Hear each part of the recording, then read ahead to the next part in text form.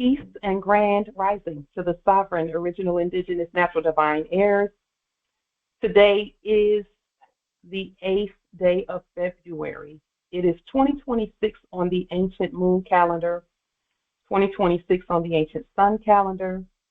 It's 5786 on the ancient Hebrew Israel calendar. It is 10,066 on the ancient, 10,067 on the ancient Yoruba calendar. It is millions and millions and trillions of years on the ancient Moorish calendar. All rise and stand and remain standing into perpetuity and in alignment and according to the ancient Noahide laws as stated by this Holy Congress. This is a sovereign, living, ancient Article 3, Moorish American, Al-Moroccan Universal Court action. We are the divine sovereign living justices, and Aqquisitionne Pauline Ritchie, sovereign living justice, and my free chosen sovereign appellation is Light Tajiri Bay. All are in capitis diminution nolo in red ink, in propria persona sui juris, in proprio solo, and in proprio heredes. We are capit et corpus juris legalis, which is our statement that we are the lawful and legal, natural, living, holy head and body for our empire.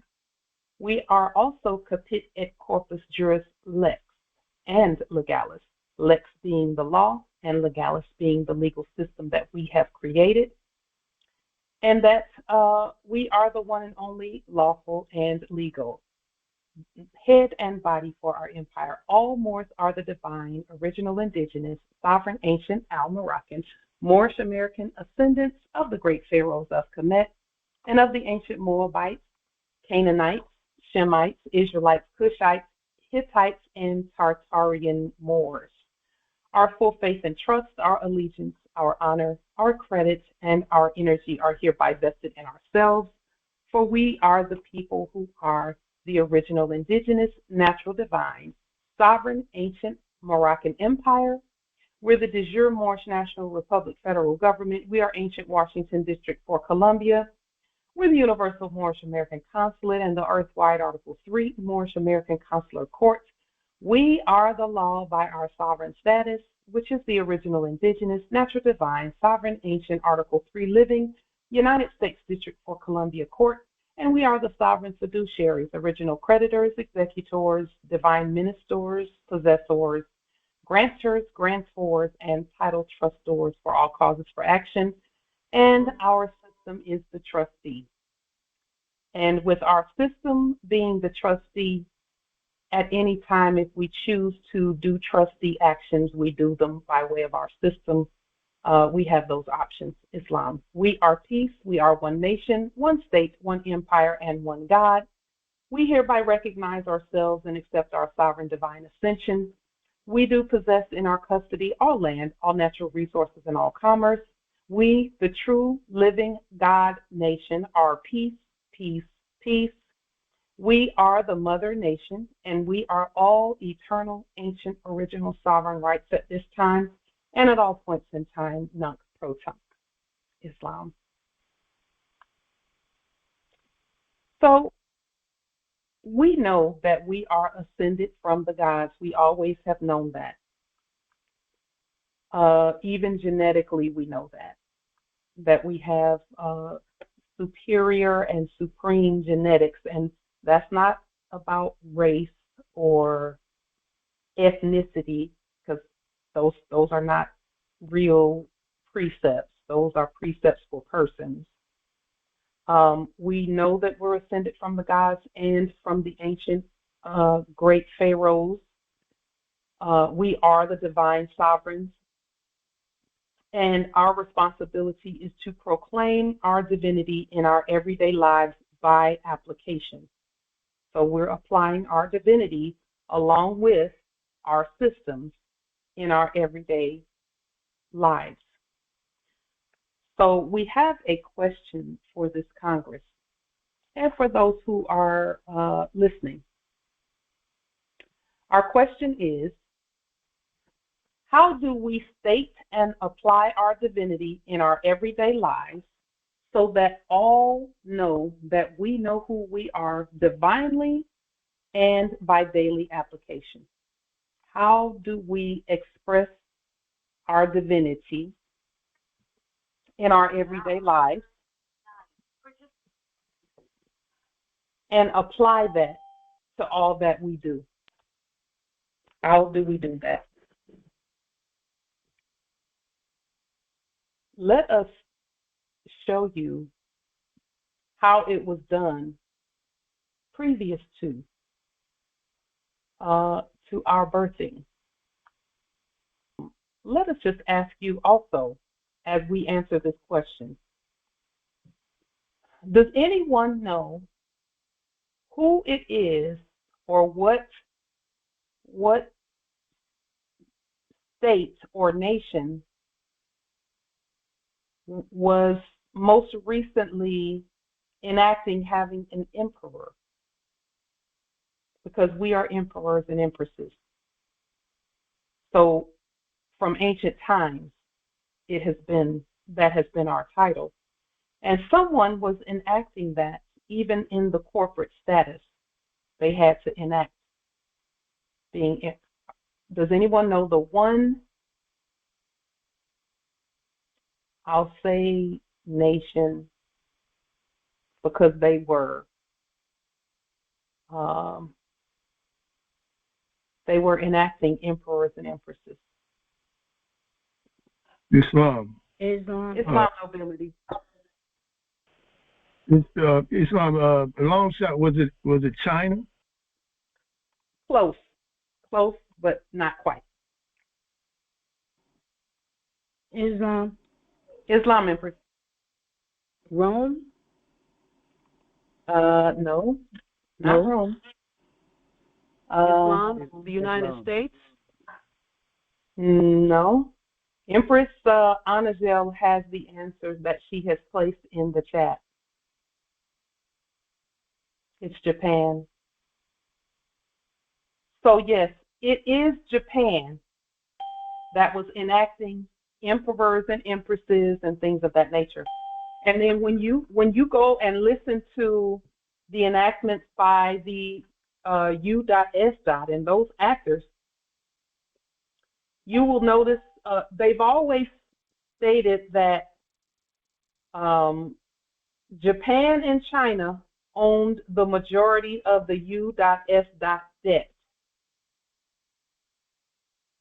And the reason that they were saying those things in the enactment is because Japan maintained the emperor and empress structure.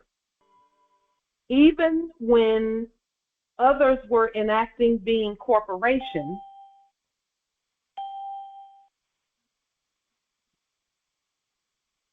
Japan kept the emperor and empress structure so that we would have that to refer to when we reach awakening point. So let's take a look at it. Because as we did our research, and we were actually researching for the travel piece that we're talking about today, because we're going to be talking about travel. So as we were doing our research on how does the nobility travel, we know that we have many options depending on the whatever offices that we take as we continue governing. And we came across some information about the emperor and infrastructure that we will to just share with you, because it really expanded our turbans when it comes to who we really are, and that everyone always knew who we really are. So the most recent, as the transition took place back in the 1940s, because as you all know, in 1913, there was part of the transition was the enactment of the Federal Reserve. Islam empress. And also back in 1928 and 29, the Prophet Noble Jure Ali was doing some things, and then he went off the scene. as the transition continued, because just like now, the transition took years, some years. And as you all know, we've been doing this about 9 years now, 9 years for us. And then in the 1940s, these things happened where those who were actually being themselves on the land, that transition had to take place, so that those who were actually the emperors and empresses, we said, okay, let's let some actors come in and say and do some things, so that this change to corporates and corporations can continue. So we went, and in our research we came across the Japanese Constitution of 1940 in the 1940s. And in this Constitution, they used the Japanese Constitution to deny the godness of the emperors and empresses, in order that the corporations and the courses could continue moving forward with their enactment. So let's just take a look, and we'll put the link to this in the chat so that you can see with your own eyes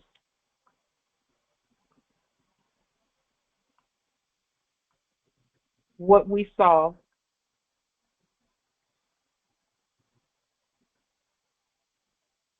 This is the rescripting. And what is rescripting? Rescripting is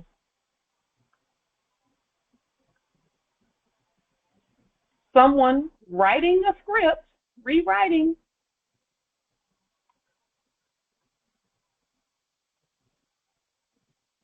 this is the birth of the Constitution of Japan. The birth of the Constitution of Japan, January 1st, 1946. Now remember, January 1st it was also enacted as the fall of the Red House. It says here, Emperor, imperial rescript, denying his divinity and professing his humanity.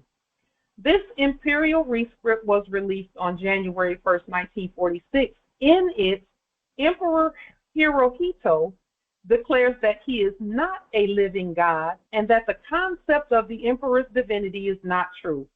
This would turn out to be the first step bringing about fundamental changes in the position of the emperor. On that day, MacArthur commented on this imperial rescript, praising the emperor as a leader bringing democracy to the people of Japan. So now you all can see where the emperors and empresses were always us first and foremost, and we were always the gods at earth. Always, we always have been. Beside us, there's no other. So there had to be an enactment where the constitutions and the godness meet.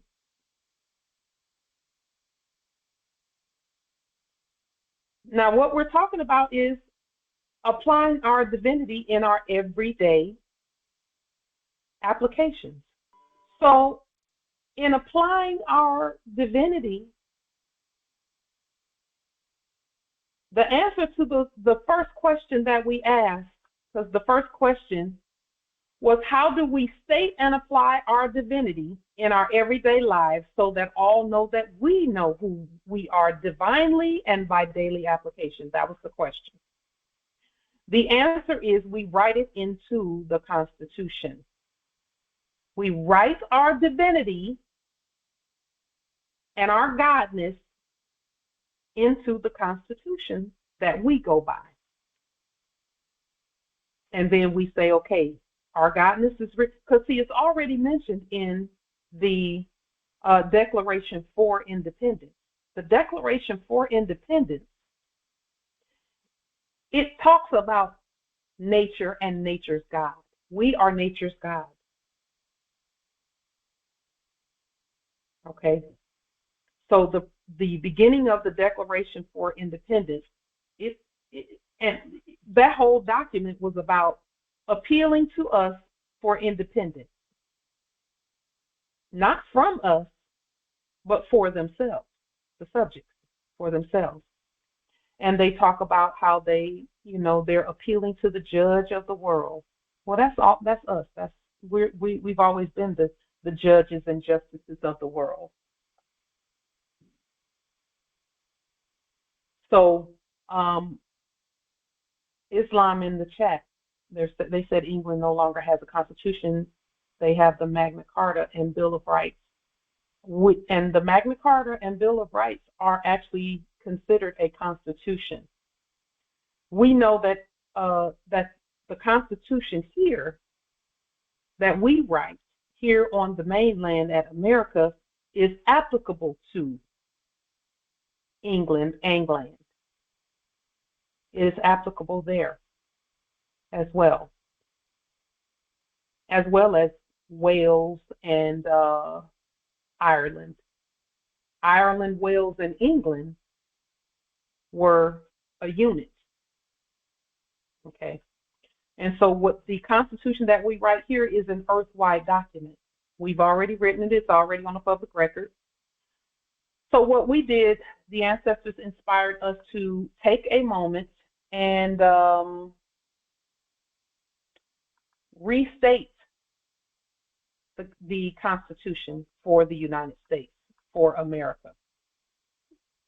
So what we did was we just integrated our Godnesse into it. So what we did was we just added our Godnesse to the Constitution, and we're presenting that here today to this Congress, because this is important as we go into the travel piece about how we travel and the process by which we move, the processes by which we move. So we just integrated the court action language, which we've always had in our Constitution, and then in the preamble, we placed our Godnesse right there. And Congress, please let us know what you think about what we've integrated here. The preamble says, we, the divine sovereign people before the United States, being the perfect divine and human union, we are justice, we are tranquility, we are the fence, not the defense, but the fence. We are and we promote the general welfare for all life, and we are the blessings, freedom, and liberty to and for ourselves and our posterity first, then all subjects. We do ordain and establish this Constitution for the United States, for America. So we just reworded the preamble a little bit and added our divinity into it. And so we see where there was an enactment of taking our Godnesse out by way of a constitution. So we're putting it back in by way of constitution. All in favor of this preamble, putting our Godnesse back in by way of constitution, please feel free to make it known, and then all those who are not in favor of it, please make that known as well. Islam. Nobility. Chief Justice Michael Dwamakin Bay. I'm in favor. I agree. Islam. Thank you, Nobility. Islam. Chief Justice Mosby Bay. Islam, Chief Justice, and then Empress Yamaya. Chief Justice Mosby Bay, Illinois Territory. I am from Islam. I agree. Islam. Islam, Yemaya Haris Bay, Land and Nod. I affirm. Islam. Thank you. Islam. Islam, Islam, Michigan territory, I affirm. Islam. Islam, can you hear me? Empress, I believe that's Empress Nabi, I believe. Let's see. Yeah, that's Empress Nabi, and then the Emperor. Islam, all noble goddess, Nabi Bey Mahat El. I affirm. Islam. Thank you, Empress. Nobility. Chief Justice Nada, and then Chief Justice Ar-Rahman, and then Chief Justice Kansu. Islam, Arizona territory. I confirm.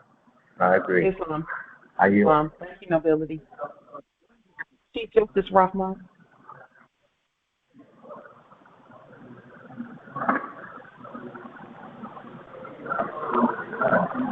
Chief Justice Kansu. This is Consulate on Bay, United Kingdom territory. I affirm. Islam. Thank you, nobility. Islam. Chief Justice Al-Rahman. I believe Chief Justice Al-Rahman Sharaki Bey, I believe he was going to state his will. Islam. Ar-Rahman Sharaki Bey, I affirm. Illinois territories. Islam. Thank you, nobility. Empress Justice Anthony, I believe he's going to make a statement as well. Justice Anthony Jettison, ex-Mooka territory, I affirm. Islam. Thank you, nobility. Empress Islam. Shasha. Yes, Empress Shasha. Islam. Empress Shasha. Chief Justice Shasha Anbay, Jamaica territory. I affirm. Islam. Matondo Mamingi. Thank you. I yield. Thank you. Islam. Islam. Islam Justice. All right. Maurice Lloyd, Chief Justice Maurice Lloyd L. in Alabama territory. I affirm. Islam. Thank you, nobility. Islam. Islam. Empress Anajel. Empress Anajel Mahat Kabade, Chief Justice, Kingman Territory, I affirm. Islam. Thank you, Empress. Islam. Islam. Empress. Yes, Land of Nod, I affirm. And if you could open so I can come in on my phone, please. Islam. Yes. Chief Justice Nathaniel Bey, Satrapy Territory, Land of Nod, I affirm. Islam. Thank you, nobility. Islam. Islam. Islam. Justice Musa Jubei. Islam. Chief Justice Musa Jubei, Memphis, Tennessee territory. I affirm. Islam. Thank you, nobility. Islam. Chief Justice Malika Kilbay, Islam. Illinois territories. I affirm. Islam. Thank you, Chief Justice Malik. Anyone else? Oh, Islam. Chief Justice, Islam Empress Cynthia. Chief Justice Cynthia Ann Bay, California Territory. I affirm. Islam. Thank you, Empress. Chief Justice Pauline Ritchie, Empress Light Tajiri Bay, I affirm as well. Islam. Anyone else? Islam. I will tell you, Morris, that it absolutely did catch me by surprise, or it did surprise me that our godness had to be put back into by Constitution, and that we are emperors and empresses constitutionally by way of Holy Scripture that we have written. I have never heard, and I don't know if you all have, but I have never heard of anyone saying that we had to, by Constitution, place our godness therein and our divinity therein it was just so eye-opening for me to see this information. What I did see and notice in his enactment, Hirohito's enactment, is that he felt like in order for him to be a human, that he had to let go of his godness. And for us, that is not true. We do not have to let go of our godness at all. It's actually impossible for us to do that, because even in our sleep, we were still God. We just pretended to be blacks and Negroes and coloreds and African Americans and niggers. We pretended to be that. We were still God. We were just sleeping God, not knowing. So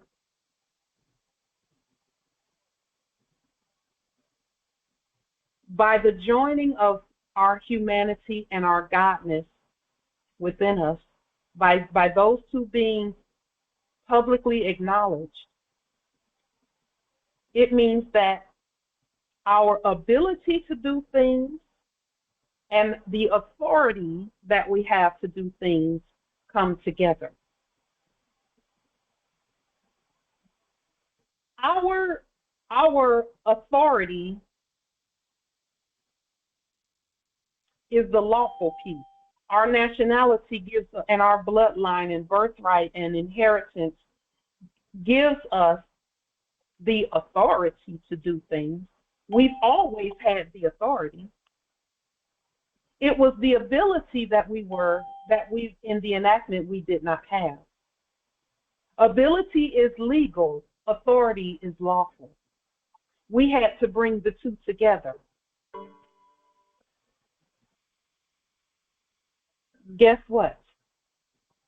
Ability without authority makes a thing illegal. Yes, we can go into the buildings, but if we don't have the authority, it's burglary. It's breaking and entering. It's trespass. That's what it is. We've always had the ability to go into, we have the ability to enter any building on earth. But did we have the authority to do so in a system that we did not create? That's where all of these enactments of violation, what appeared to be violation, came from. That is why we had to do the things we've done the last 7 or 8 years, 9 years almost. We had the ability, but our authority had not been established. That's what all of this work is about. I was speaking with one of the emphasis earlier today about looking back at the things that we placed on the public record, because all of that is our authority. See, we have the ability, now we have the authority as well to do things, because we have properly honored our ancient legal and lawful systems by putting the authority on the public record. Proper identification of the parties, and then by court action, and then proper exchange, if there be any, proper statements, proper statehood. They call statehood because what do you do with the hood? It covers you. A hood is a covering. So we use the state, and for us, we don't have a covering over us, as it were. We cover our property, all property.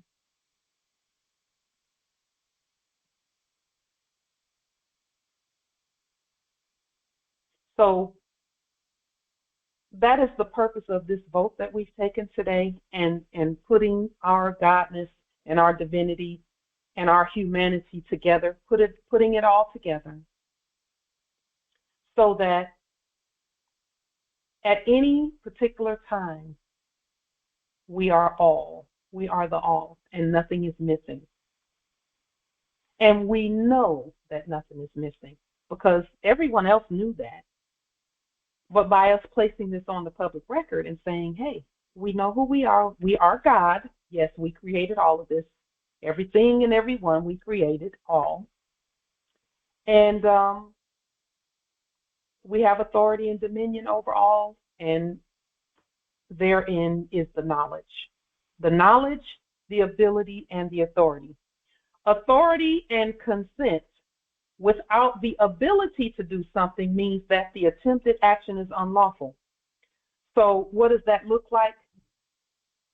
That looks like Moors who were just waking up, saying a bunch of things like, hey, we're the heirs to all land, all natural resources, and all commerce. That is the authority. We have the authority, but we didn't have the ability then at that point.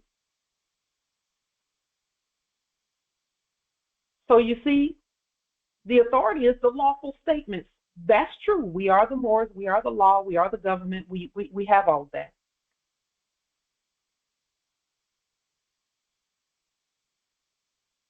But the ability was not there. And that's where Moors were asking, hey,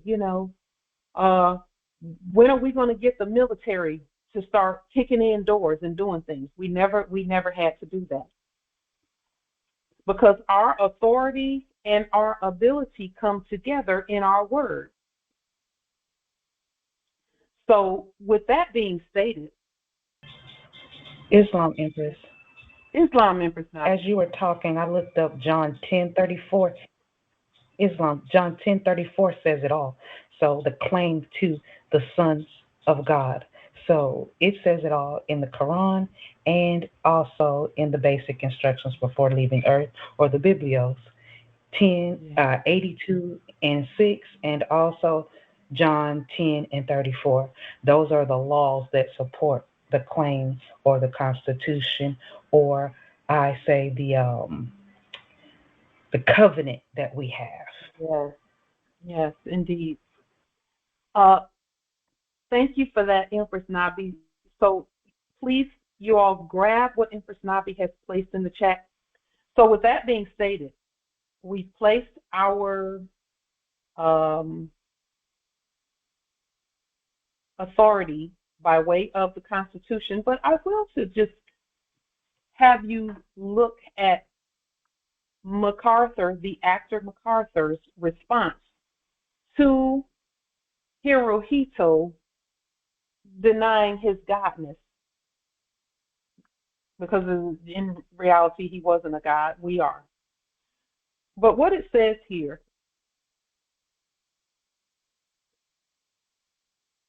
it says, well, we know this is a script because the way the script is written is in all capital letters in black ink up at the top, the title, and then it says press release.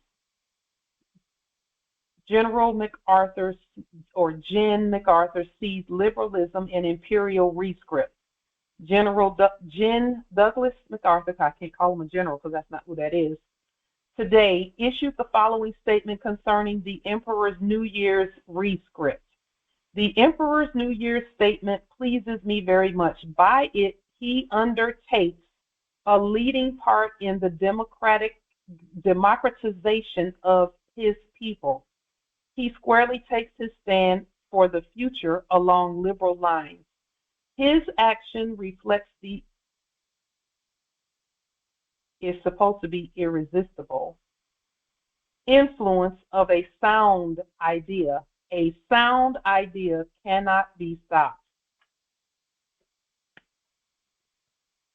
So he consented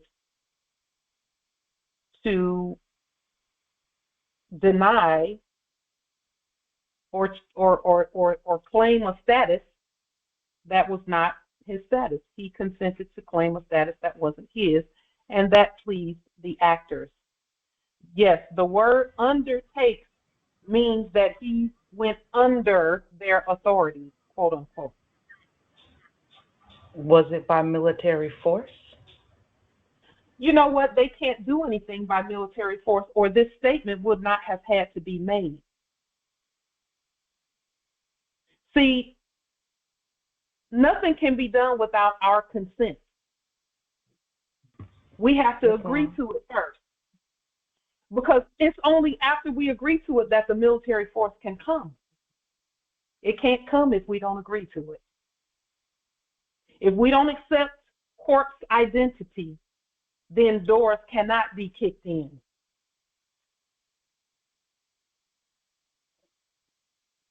We are the proof of that.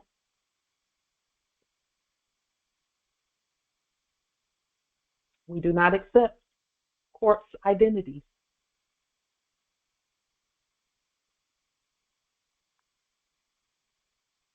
And this is the rejoicing that happens among the corpses and the dead when the living agree to be dead.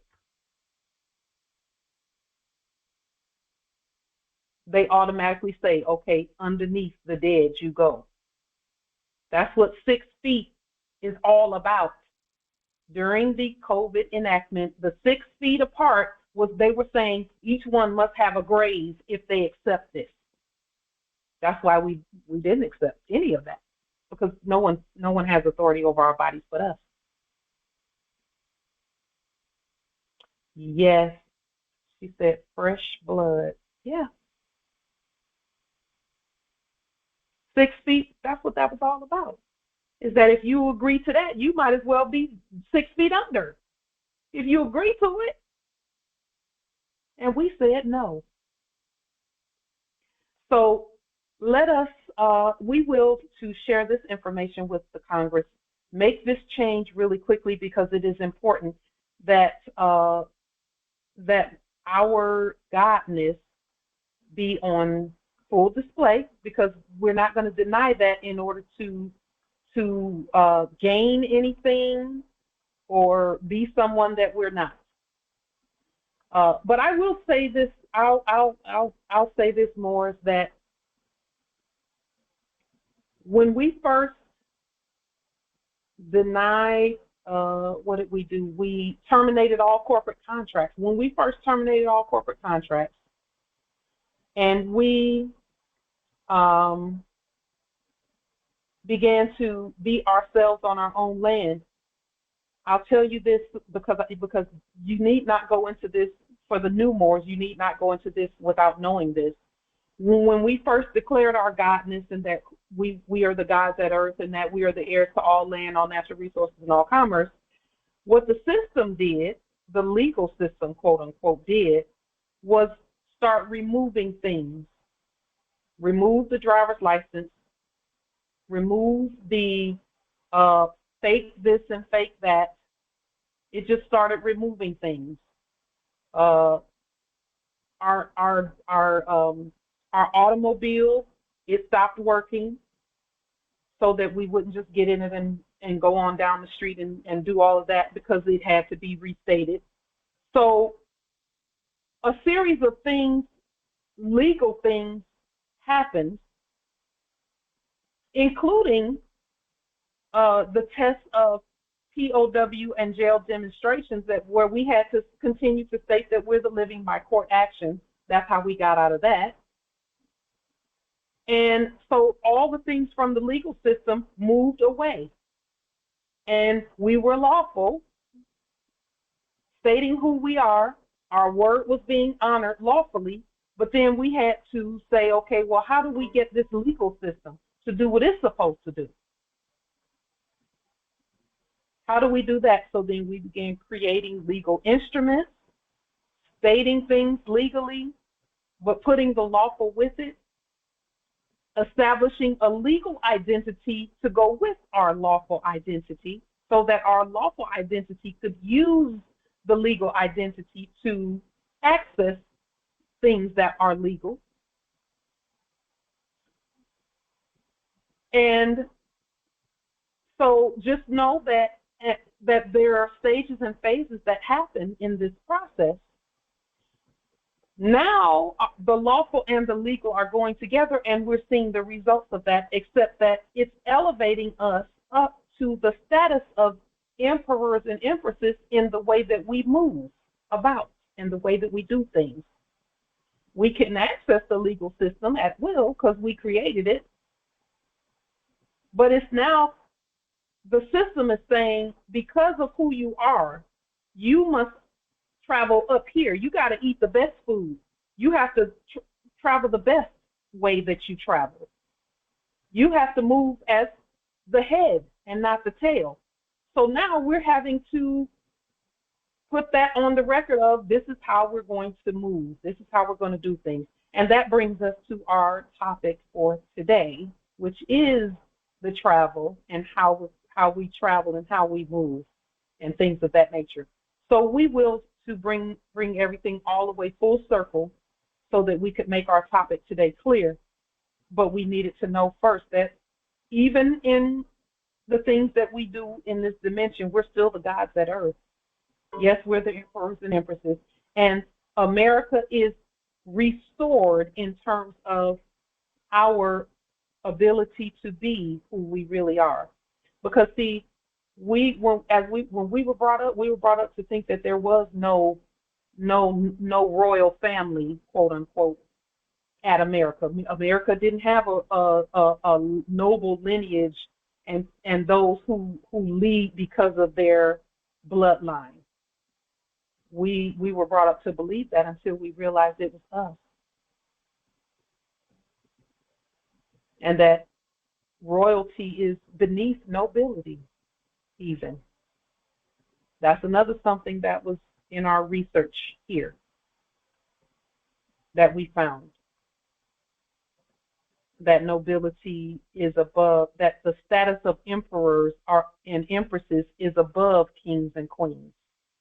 And that is stated on this website here as well. Okay.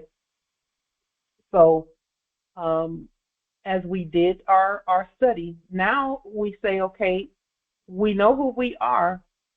How do we apply that to our everyday, the things that we do every day, such as traveling and doing things, you know? So here, our agenda is the sovereign travel checklist, universal travel details, plans on sending or bringing nutriments ahead of the event, and the list of attending appellations for example, for our August congressional event. Okay, there are numerous travel options available to us. Some of the options that we looked at and saw, and we'll just put this out there for those who may not have come up with anything for today. One of the options is, since we have been able to have our parcels to travel freely through the postal system, we have the option to travel as part and parcel for our government by way of the post office. Okay, so there are some people who have, it is essentially they mail themselves around the world. So they travel as a parcel. Okay, we are living part and parcel for our government. Our Prophet Noble Drew Ali stated that. So we could use the post office as the documentation as a means of travel. And again, we do the research, we look that up, find out how to do that. It has everything to do with our current mailing process. All we have to do is add on to our current mailing process. And that's why it was so important, and we've stated this before, learn and know and remember our government mailing process, because it is going to be very important when it comes to travel. That's why we stated, go ahead and know that process and keep using it, keep using it, keep using it. We've been using it now for 5 years. And it has worked brilliantly for us. even where the sea salt, saltwater minerals, and things like that. All that are government issues. That parcel movement has been 100% successful. Option B, consul. Now, we know that as consuls, and we are all chief consuls, chief justices. A consul is a government official who protects and promotes the government's affairs. Annually appointed chief justices who rule the republic. And we pulled this, and we can restate these meanings and definitions as well. Consuls present the government and provide assistance to the people, facilitate trade and relations, and promote economic ties among all nations. And we kind of restated this definition of consul that we got off of the internet. Number 2 here, it says, in ancient Rome, one of the 2 annually elected chief magistrates who jointly ruled the republic. Okay. The first one, an official appointed by a government to protect and promote the government's affairs there. We took out things that said something about a foreign land and all that, because there's no land at earth that's foreign to us. However, there are people and persons that we govern as consuls who that the consular venue is made for. And we govern the consular venue. Okay. And some of the things that consuls do is issuing passports, birth registrations, notarizing documents, and helping citizens in distress, et cetera, et cetera. Visa services, processing applications for foreign nationals wishing to visit, study, or work in the consul's country. That's, we do all of that.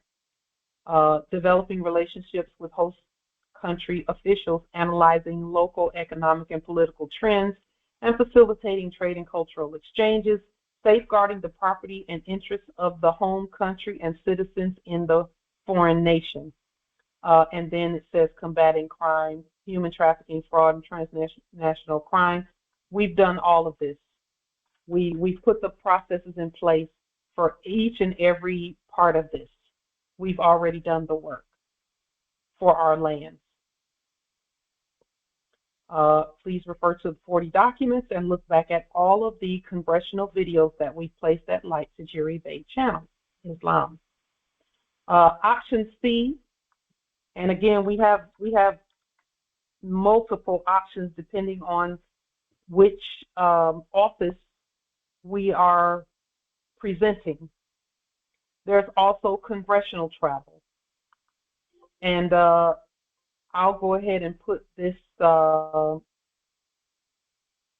this link in the chat about congressional travel rules. I found it on a quote-unquote citizen website. And again, we know we're not citizens and subjects. But we just put the link to it in the chat. Congressional travel rules. Travel by members, senators, and congressional staff. And it just talks about the rules for that. So our travel can be, or we travel as emperors and empresses. We know what that looks like. Heads of state. We have that as well as options. So with that being stated, let's see. If there's anyone who has a presentment as far as travel or suggestions as far as travel, if you will to present that or make a statement about it, now would be a good time to do so. Islam.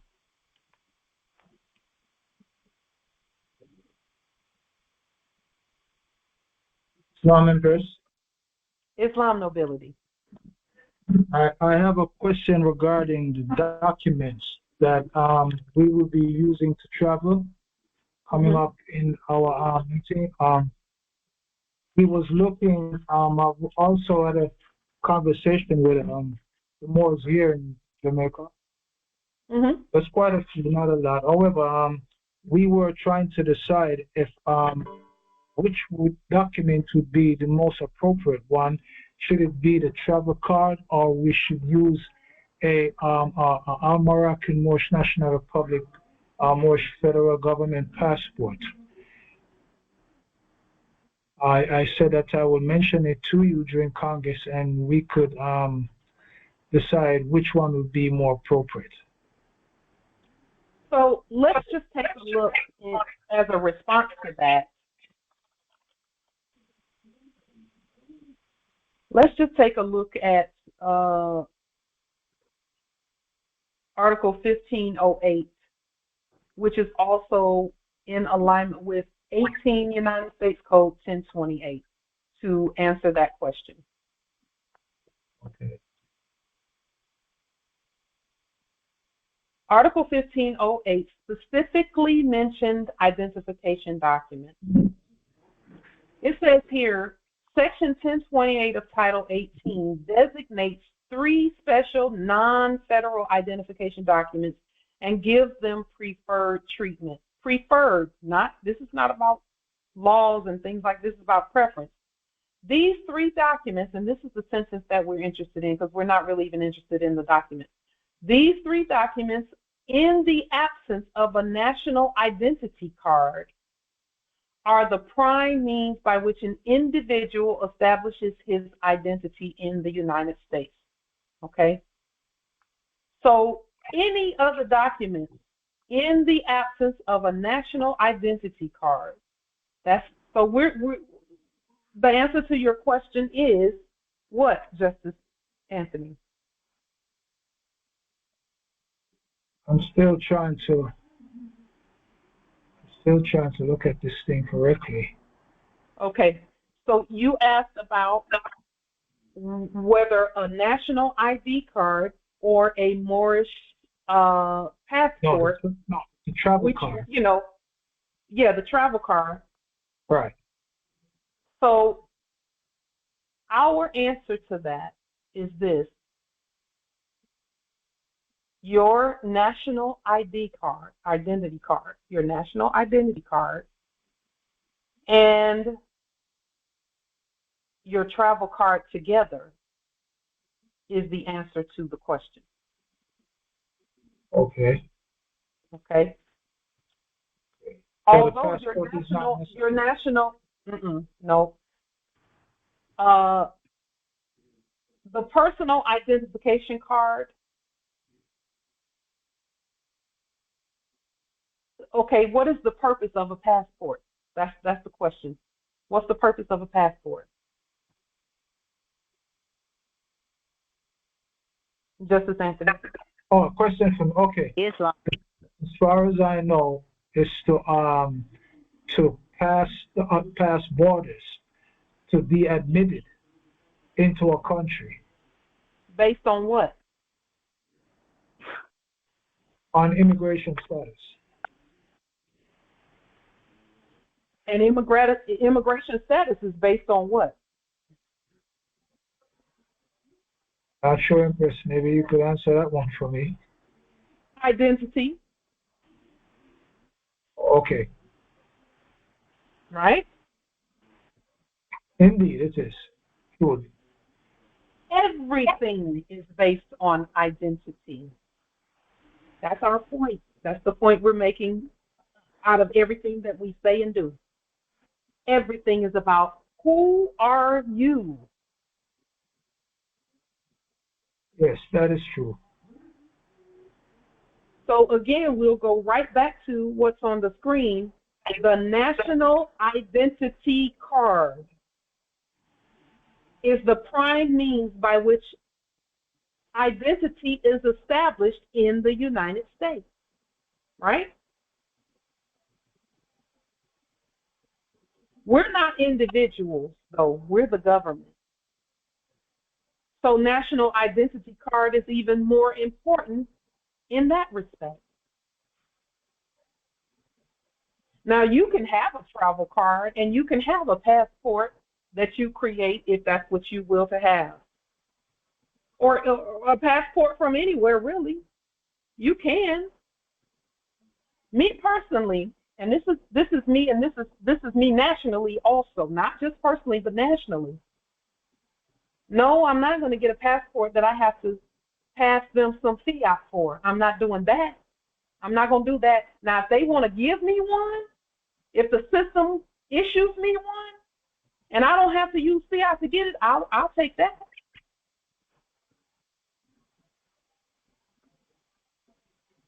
But it's going to be, it is always national ID card first, and then anything you put with it. Anything you put with it. Period. That's the answer to the question. Now, Justice Anthony, whatever you all decide there at your territory, because you're the government there, whatever the Jamaica Moors decide there, particularly when the Moors here and all of us agree, then that's what it is. And for us, it's always going to be the national identity card and anything you put with it. Islam. Islam, Empress. Islam. Shasha and Beja. Jamaica territory. And I just wanted to put a word in.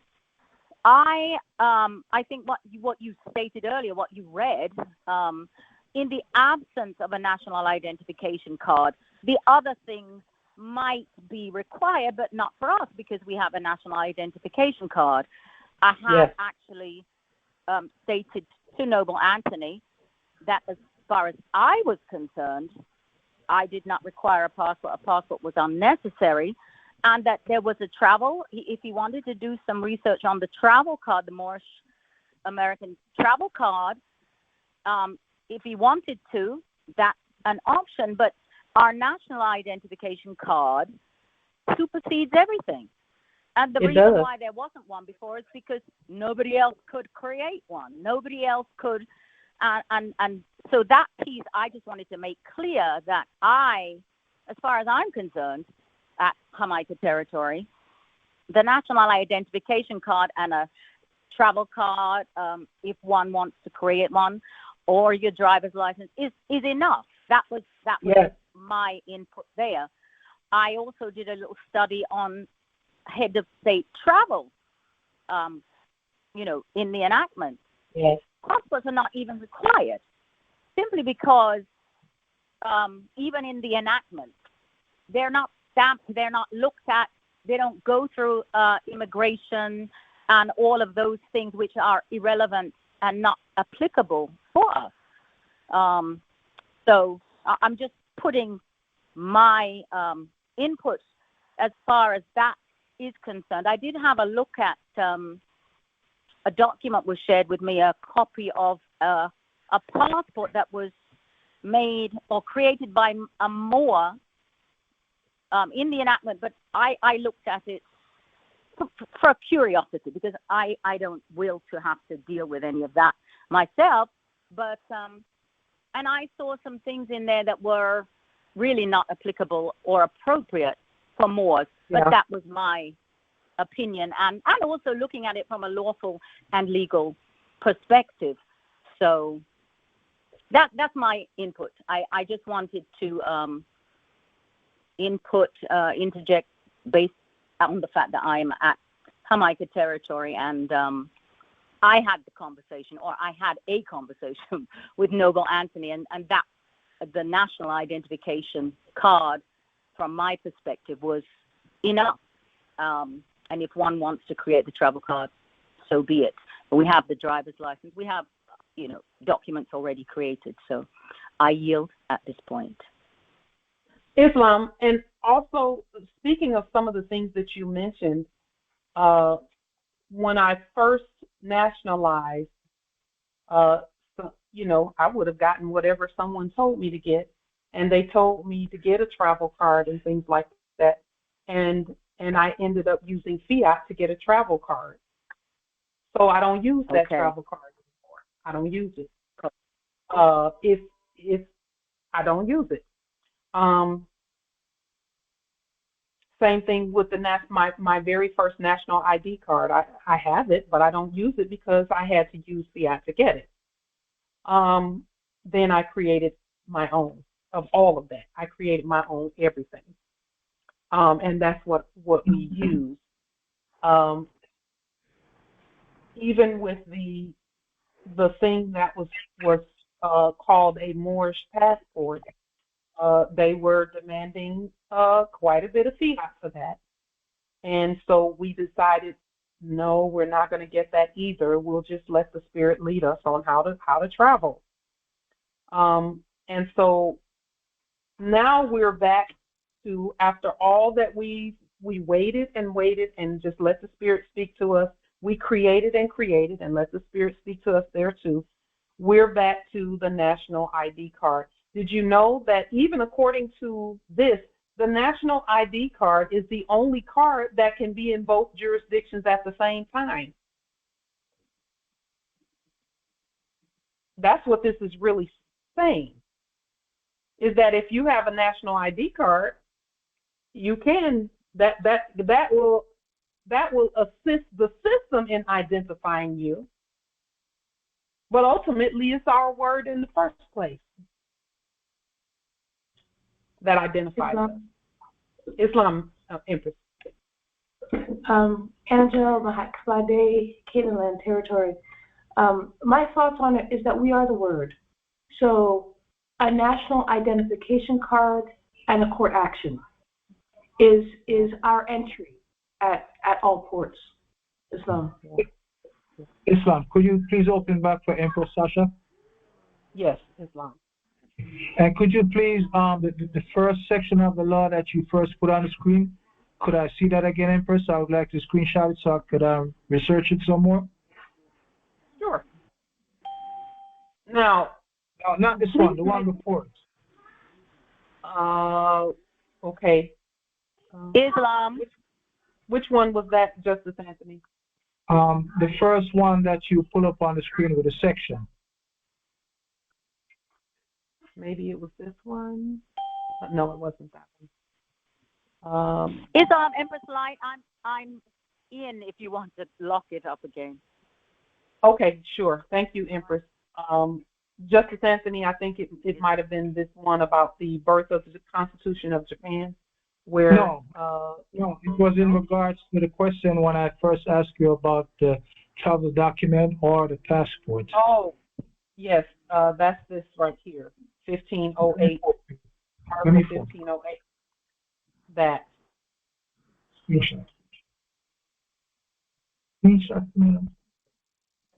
Now, keep in mind, and this is very important about what you're seeing on the screen, this is from a criminal resource manual. What does that mean? That means that they're going to put up the criminal stuff, and they're still going to tell you about a national identity card, but they got to put the criminal stuff up here. Right. That's why I wanted to research it. Yeah. Anything that they create is criminal for us. Right. And also, gratitude to Empress Sasha Input. She has also assured me about something else that I wasn't thinking about. I was saying to her when we had a discussion about it, about where we at and where you are, and they would classify it as international travel, which she assured me that there's nothing international about that because it's still Al-Moroccan territory. So yes, that kind of cut out the international aspect of it for me, which was very good. So that too, yeah, it confirmed, that the passport wasn't really necessary. But I only wanted your opinion to see, where we stand with it, which one would be more appropriate. But I've got the answer, and you have confirmed it. I'm not gonna do things like this, and Empress, I always bring it to your attention first.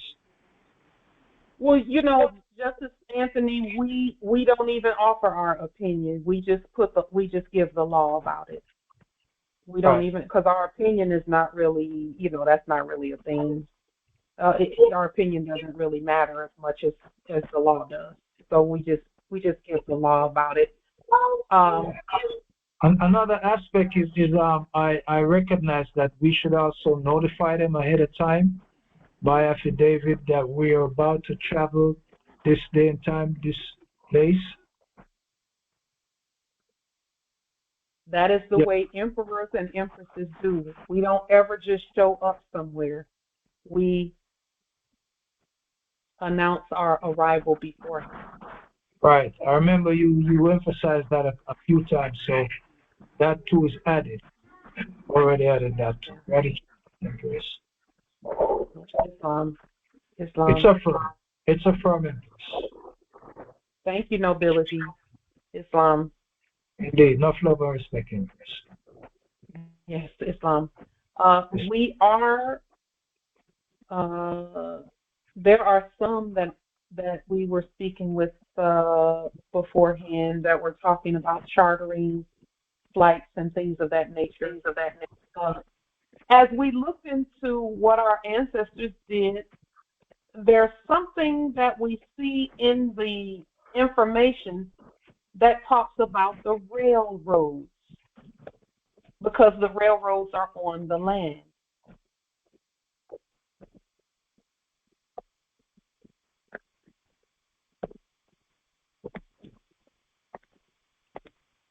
Our ancestors used the railroad system to travel across the land instead of planes.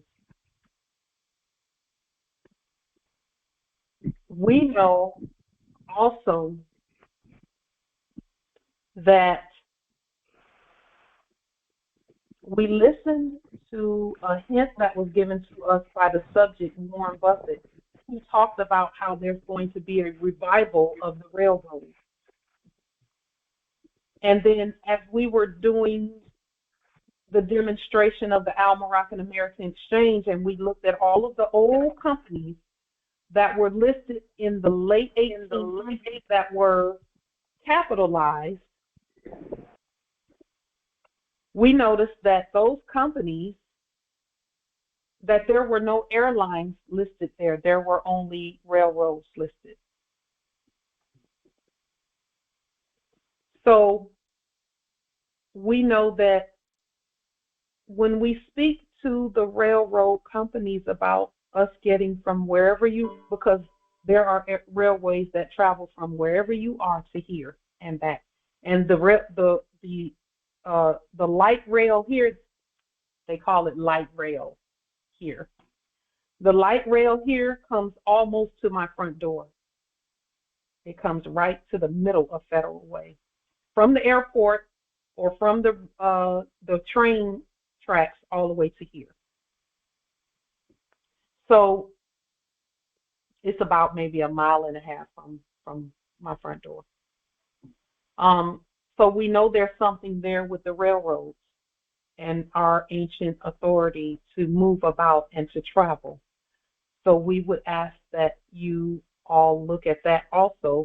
And then for those who are coming from places such as Jamaica and the United Kingdom and other places, those that are coming from those places will just demonstrate the national identity card.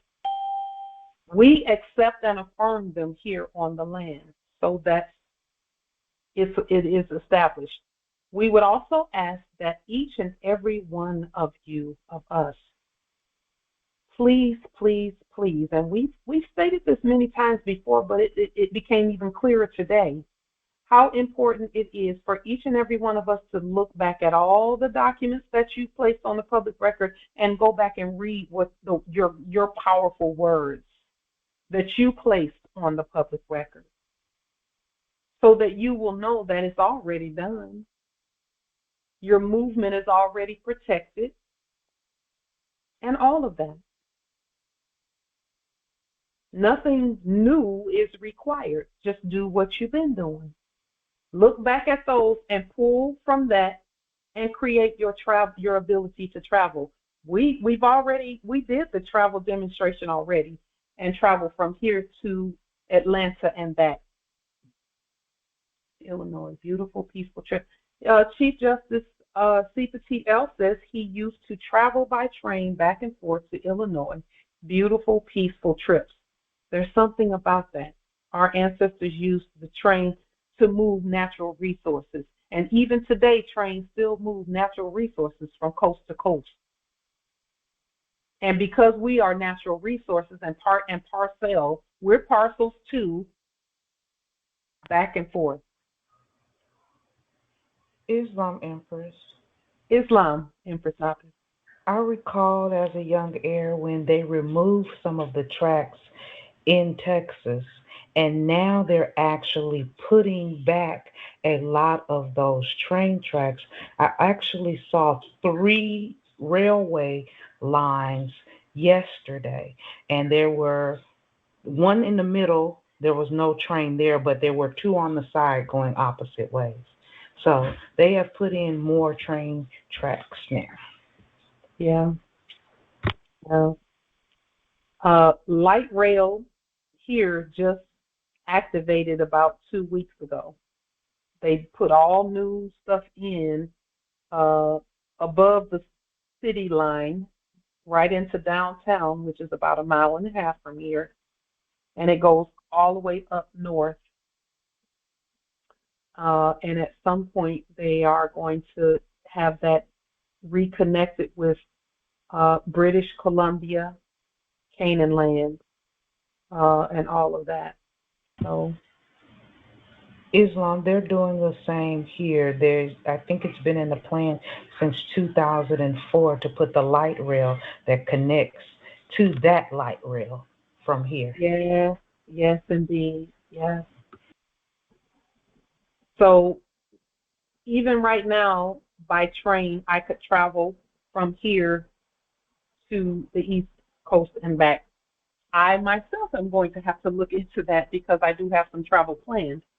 How to get there the way that we do it is the key, because we're not doing it any other way. We're going to be ourselves on our land. Period.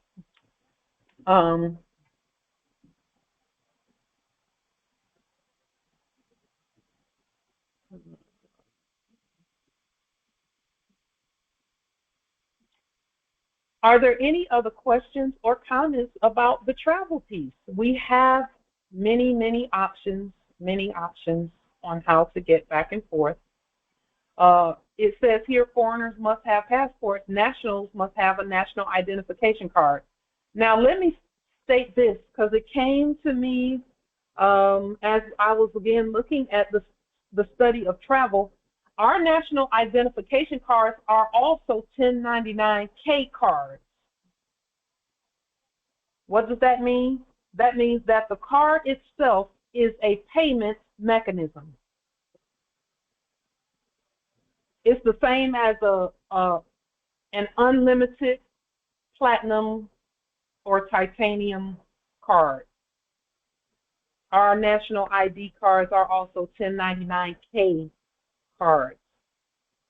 Think about that, Moors.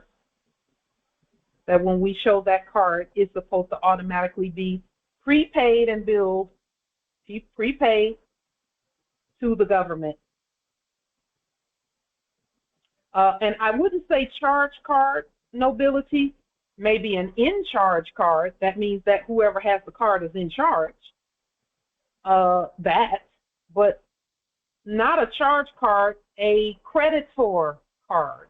Not a credit card, but a creditor card, which means it's a prepaid card. That's really what ID cards, our national IDs, are supposed to be. Because think about it. When people, when they say, oh, if you want a credit card, we just need some ID.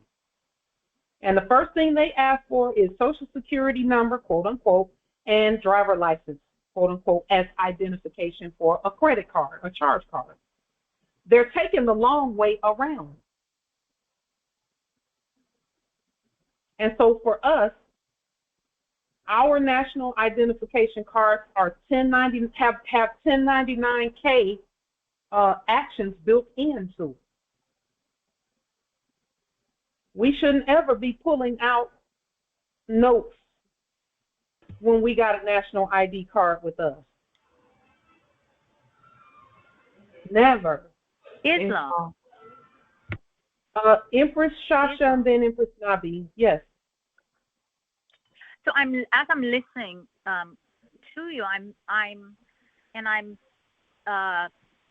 looking in my mind at the documents that we would in our affidavits, you know, the itinerary, time, travel, those types of things from where to where, and so a 1099K document as well as acquisition would be part and parcel of the pre-travel documentation. Yes. Yes, along with a bond to insure the travel. A bond insures the travel. Right. There would be a bond. There'd be a lien levy bond on whatever yes. of our travel mediums, whether that's rail or air or ship, or we'd have a lien levy bond, and all of that could go on one bond for that particular travel item. Yes. Yes. The system has been waiting for us to tell it how to handle travel. Yeah.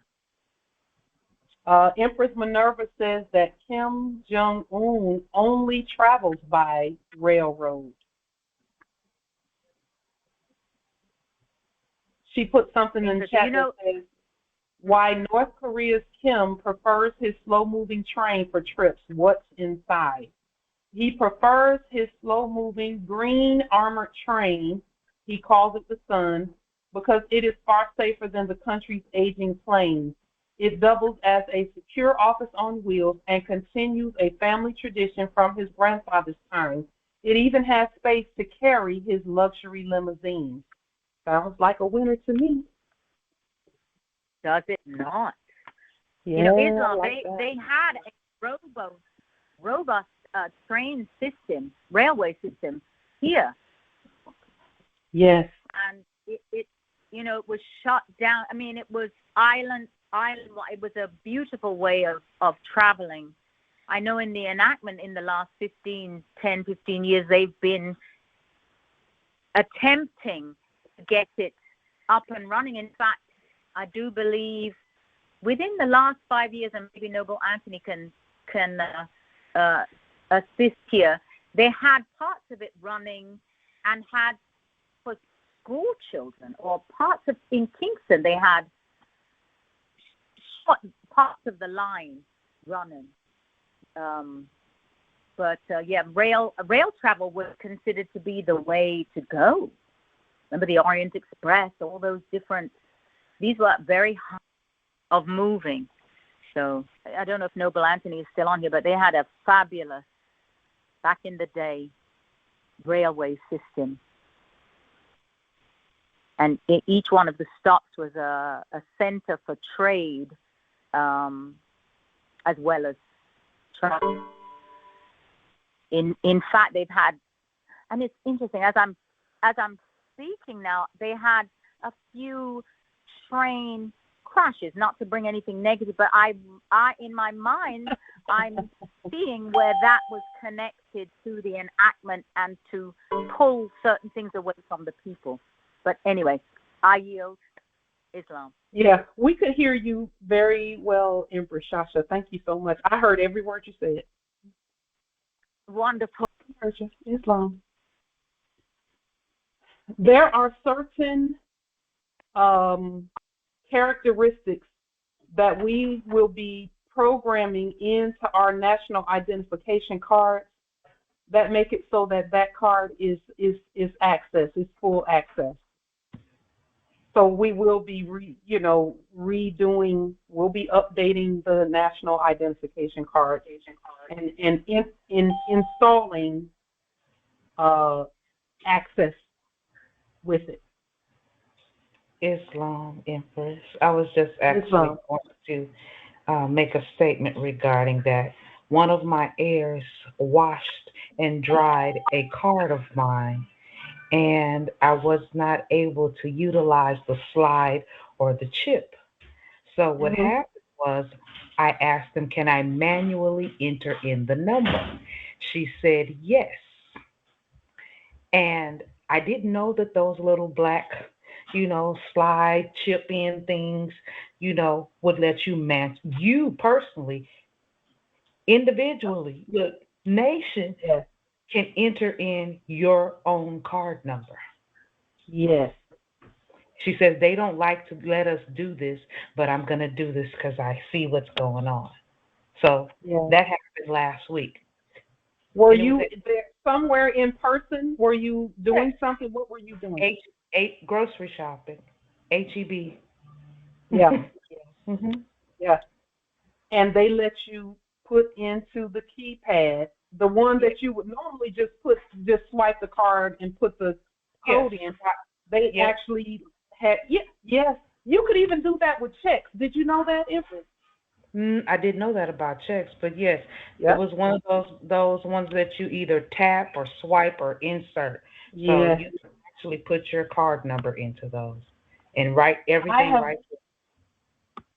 Wow, I have done it where I had a check and all I had to do was put in the routing number, the account number, and the amount, and it went through. Islam, 2 options. Yep. Yes. Numerous options. Anything with numbers, Empress. It can be done. Anything with numbers. A security number or a state security number or a sovereign security number. Islam, that's what I was thinking, just making sure we have the proper right amount of numbers to be able to go in there. Islam. Systems are being, and access is being opened up even as we speak. So all we have to do is say it, is speak it, and agree on it. That's it. Islam. I remember a long time ago, my parents used to write checks at the grocery store, and I remember you would write the check and you would sign it, but you would leave it blank, and they would run it through the little scanner thingy, and it would print the numbers from their part, and then it would put the amount, and then they flip it over, and then it would scan through again, and then they show you what was printed on it, so you'd verify it, and then they put it in their till. And that was it. Yep. I remember those days. Even traveler's checks and things like that. Same thing. With a traveler's check, they didn't even have a number to put. It wasn't an account number on a traveler's check. It was just, the code was TC, which stands for traveler's check. You would just put in TC and the amount, and then run the traveler's check through. That's it. And it would just print TC and the amount, and then the change due. The system would accept it, just that blank, with no account number, no anything. And then whoever it was that took the deposits to the bank, it was only by the time you got to the bank and the bank ran it through, quote unquote, that you would know whether or not that was a good traveler's check or not. Because my mom took me to the bank with her when she would go and make her deposits from the church and stuff. And all kinds of instruments came through there. Traveler's checks, cashier's checks, income tax checks, regular checks, that someone would write, cash, credit card statements and slips and all kinds of things would come through there. And we would just go to the bank, and I would just, see them do whatever it was that they were doing. And we had a certain way that we recorded everything, and then the bank had a certain way that they recorded it. And then hopefully the records came together, but if they didn't come together, then we would have to find out where the discrepancy was. And at one point, our church was bringing in something along the lines of $20,000 a month. It was either $20,000 a month or $20,000 a week. No, it's $20,000 a month. And each week, my mom would I would help her count, and that was a lot of change. It was a lot of instruments. It was a lot of stuff. And that's not a lot for some people, but for us in Montgomery, Alabama, that was quite a bit for us. $5,000 a week was pretty good, for us to get the process of recording things a certain way and doing things a certain way. And sometimes it would be higher than that, and sometimes it would be lower than that. But each week I would help my mom count that for the time that I was there. And so we got a lot of experience in record keeping. My mom kept immaculate records, absolutely immaculate records, and it makes complete sense to me now why having our own records is so important, because even with those records that my mom kept, the persons that were doing business as states then had to call her and ask her permission to do certain things, just because the people agreed with what my parents were doing, because my parents were ministers, and because they had that amount of people in a small place like Montgomery, Alabama, then even those that were doing business as, attorney general and all of that stuff would call my mom and Miss Ritchie, so-and-so and so-and-so is going on. Can we count on your support for this and that? And they just all did what they did just because the people agreed with what my parents were doing. And that's where, when you see those places called quote-unquote mega churches and stuff like that, that's what made them so popular, is the people. That's why they could be invited to the quote-unquote White House and all of this, and they making a big deal about them, and they let them spread their message quote-unquote worldwide by television and all of that, But they kept them in check, though, like Jim Baker and all of those preachers that ended up doing jail time, quote-unquote, in their enactment. They didn't let you get too big for your britches, but you could, particularly the sleeping Moor churches, which in the previous era they called them the Black church.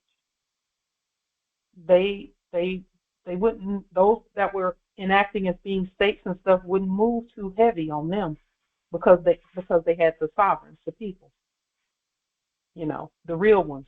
And all it took was for one of us to wake up and know who we are. And some of those Moors in Alabama remembered who they were.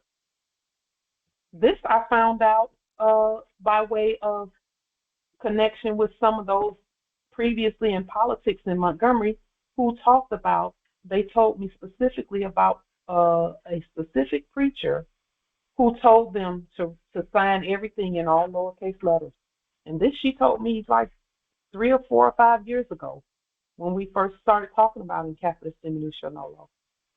She said, you know what, I remember so-and-so telling us, and he was out in the country out there, but he was very powerful in where he was, but they wouldn't mess with him too much because he knew about capitalism. Ultimately, they still got, they were still able to capture his person because he was taking the fiat in high numbers, so they captured his person. And that's how they keep control, no matter who it is and no matter how much quote unquote debt you pushing around, and Warren Buffett and Bill Gates and all of them. At any time, that system can reach out They call it the long arm of the law, and it can reach out and sit them down and tell them to be quiet, and they'll be quiet because capitalism was the capturer. That's the way you capture them, because they're using the fiat that has all those capital letters on it. So no one was that powerful that you couldn't stop them from talking and stop them from, thinking that you got 1 million people buying computers every month, but you're still not so big that the system can't reach out and sit you down.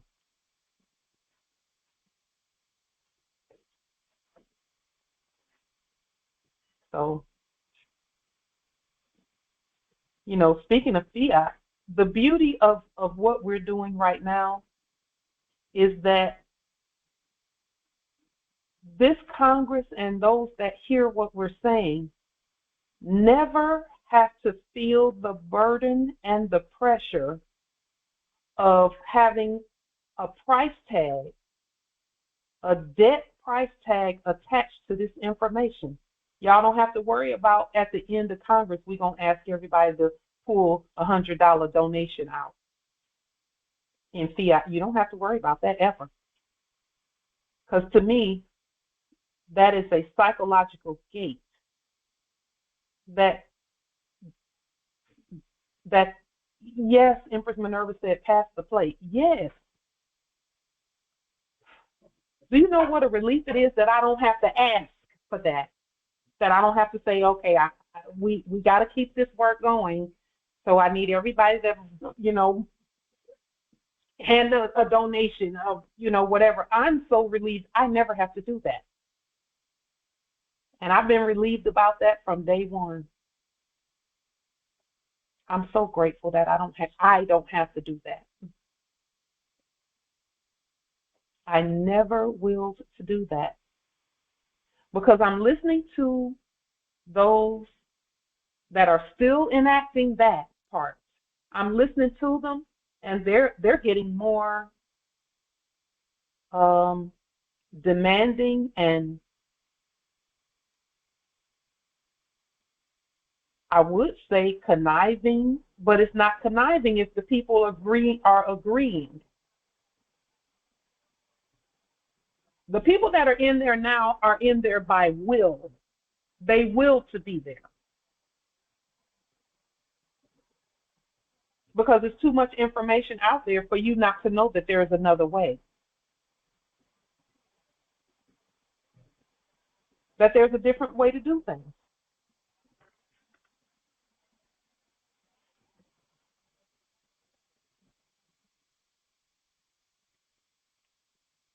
Islam. Islam. The word I would use is duplicitous. Yes, that's a good word. Because it's a forked tongue. You cannot speak one thing against something and then go back and state that your sustainability requires what you just were informing against or about. Yeah. So it is. I mean, and it is what it is. It's free will. I mean, it's a free will universe. But it really is. I affirm with your statement of not. There's no plate passing on this platform, because to be honest, for me, if plate passing were going on, I'd have to be questioning what we're really doing. Yes. Empress Shasha, but we can all see that even moorishe information that's been given out where they're asking for fiat, those platforms are falling. If falling and fallen, that's absolutely the truth. I think that's been very clear in probably the last year, and certainly recent, because there were platforms that were in the air, in the ethers, and you would hear and see, and I'm not seeing them. Every once in a while I do, the question comes in my mind and I do a little look, but yeah, that's very, very clear. And I think that right now, certainly, everything is becoming clear. Everything. What's in, what's out, what's here, what's not, what it really, revelation is at hand. Yeah. So, yeah. Yeah. I yield. You know, the intention is good of giving out more information. The intention is good. Absolutely. But the process cannot be in antithesis of the intention, which is duplicitous. Yeah, it is. Because ignorance of the law is no excuse. Right. And the knowledge, the information, the truth is there and being spread. You just spread the seed and then come with the roundup. And expect to grow something. And that's not a judgment. That's just my view of Wagwan, as we state here. So, yeah. Yeah. You know, we wondered when we first started this work, we wondered how long we could go without using fiat to get the information out there and to connect with one another and share information and share wisdom among each other to accomplish things and to vote together and speak with one voice and all that. We were like, okay, we're going to get started. We don't know how far we're going to get without using a bunch of fiat and passing the plate, as it were. And the ancestors have made it so that we were able to do it. We were able to do it. Birthright is free. Birthright. Our birthright is free. Yeah. Yeah. To keep this Congress and to just keep moving forward together without passing the plate. And we did it. And it's going on 10 years almost. And never once have we had to say, if we don't collect fiat, we can't keep going. Right. Exactly. That's more truth. It's more truth about everything. Who we are, our status, identity. Everything. Yeah. Affirmation. So. Yeah. No, all I was saying, I was making this step. I was hearing you just do it. Making that statement, just do it. We are doing it. Yeah. We are doing it. Yeah. The whole earth was looking at all of the money, quote unquote, and we're talking about the debt notes that were being passed through what they called our communities, and how we had not decided to free ourselves from it. They were like, they got millions going through, and it can't stay in their community. It has to come out, and their community has to be poor and suffering, despite the millions and millions of fiat debt notes that came through. It was a rule of that we could not keep that in the community. And then sleeping Moors that were previously doing business as Negro, black, colored, African American, and all of that, started bad-mouthing each other, saying, y'all don't keep, first thing y'all do is take it out there and give it to the white man, quote unquote. And that ain't even a white man out there. So I'm just grateful because we don't have to beg. We don't have to hold our breath, because we know at the end of Congress they're going to ask for some fiat, some debt notes. Right. you know, and things like that. Because I kind of keep an eye on all that's going on everywhere, and they're becoming more shrewd. For those who have made it their business to knowingly and purposefully reject the truth,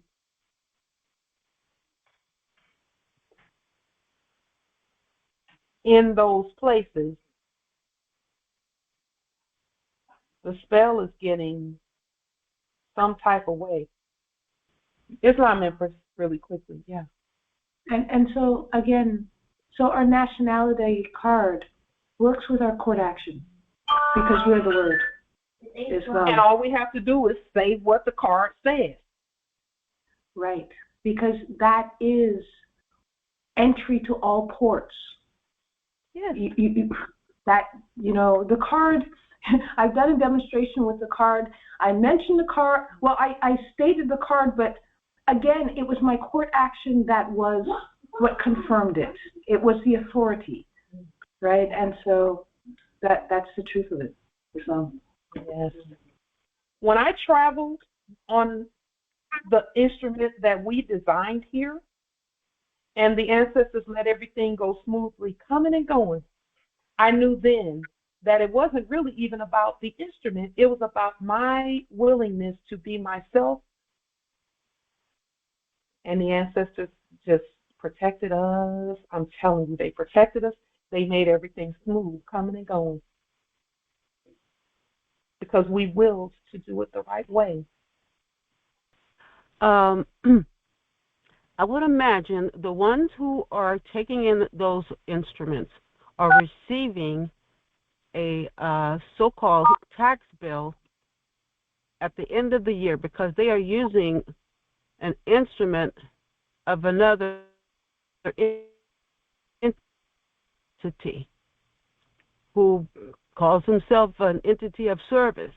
So they're looking for to be paid for using their instruments. So I would imagine those folks who are, I yield, I have bad Islam. My weather's not great, but this, I really want to know this. I'll ask it another time. I think I heard what you stated. I heard what you stated. Okay, great. Islam. It makes sense. What she stated was that she said that she would imagine that those who are using identity instruments of the Debt Service Corporation, at the end of the year they receive a bill for the services. And that's what's happening with all the debt, is that those who continue to use those instruments receive a bill for the services of the company who created those bills and those IDs. And so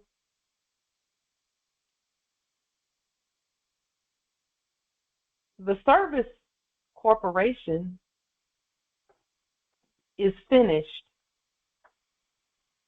and looking to collect on the way out the door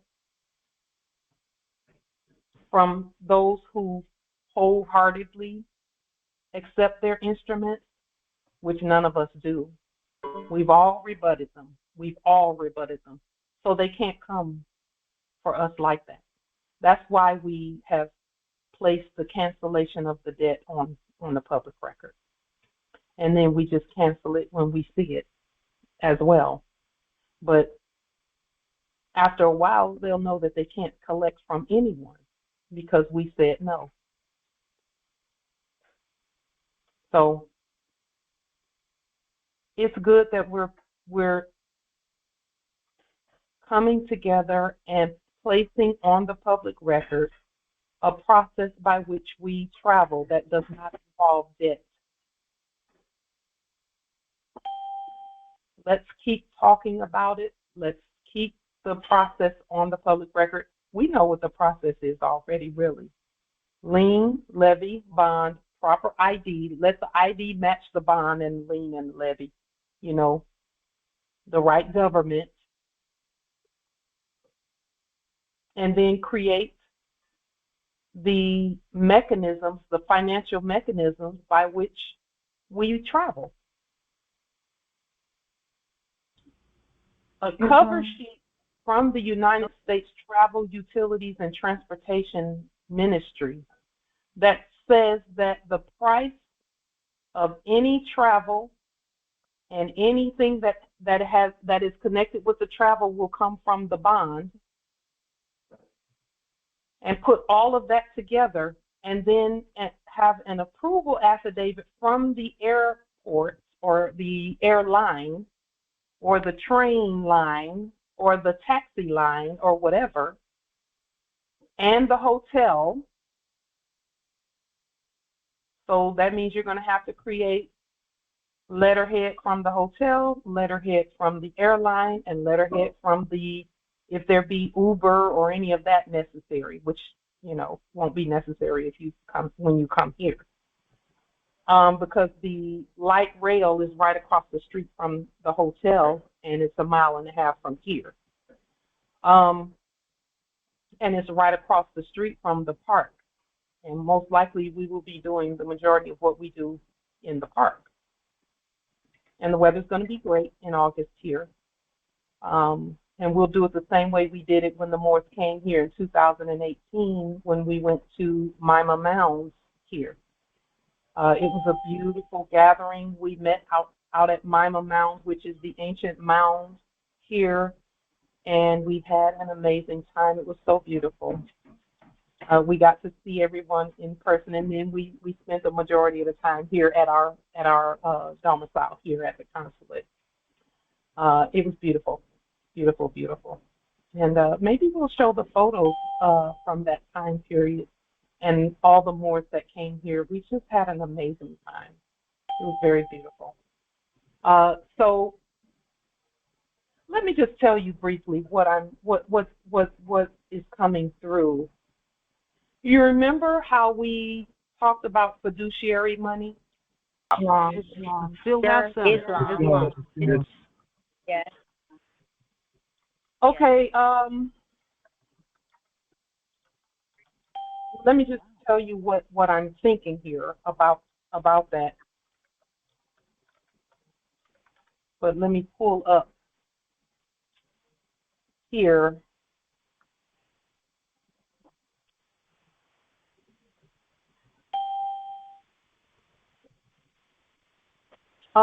This is what I'm thinking about that. Now, each and every one of us has a red stamp of some kind. It's a rejection of debt and a cancellation of debt. This right here talks about 12 United States Code 411, talks about Federal Reserve notes as obligations of the United States, issued at the Fed's discretion and redeemable in lawful money at the Treasury or a Federal Reserve Bank, serving as legal tender for public dues and bank transactions. While it backs the currency's value, it does not exempt individuals from income tax or make personal debts U.S. government responsibilities a common misconception. So this is what I'm seeing and thinking in terms of processes. We as a Congress and as a nation can use this United States Code, of course restated, because we're not going to use it as it is, we're going to restate it. It's already restated, really, to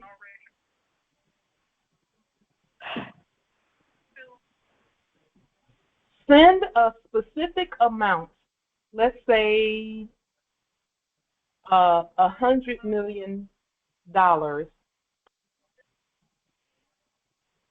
in moorishe sovereign dollarium. This is going to be redeeming in lawful money, but it looks like it's backwards. It's going to look backwards, but it's not backwards. what we would do is agree to issue 100 million in lawful money to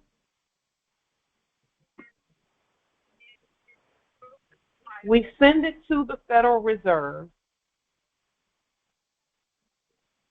and then this is what happens. The Federal Reserve will issue to us, the system will issue to us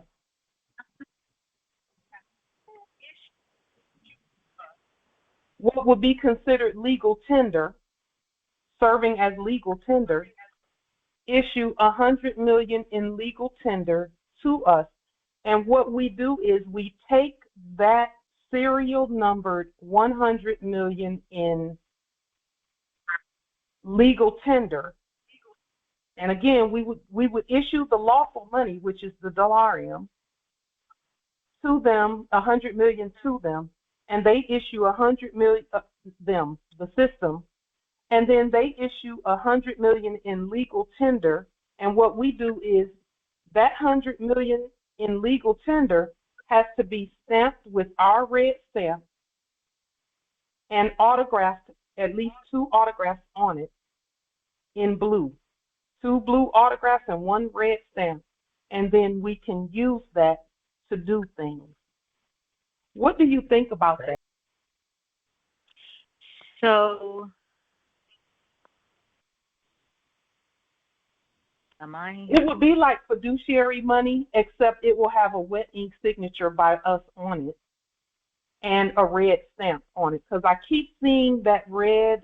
Remember the money, quote unquote money, from before 1913. It was the greenbacks that had the red seal on them.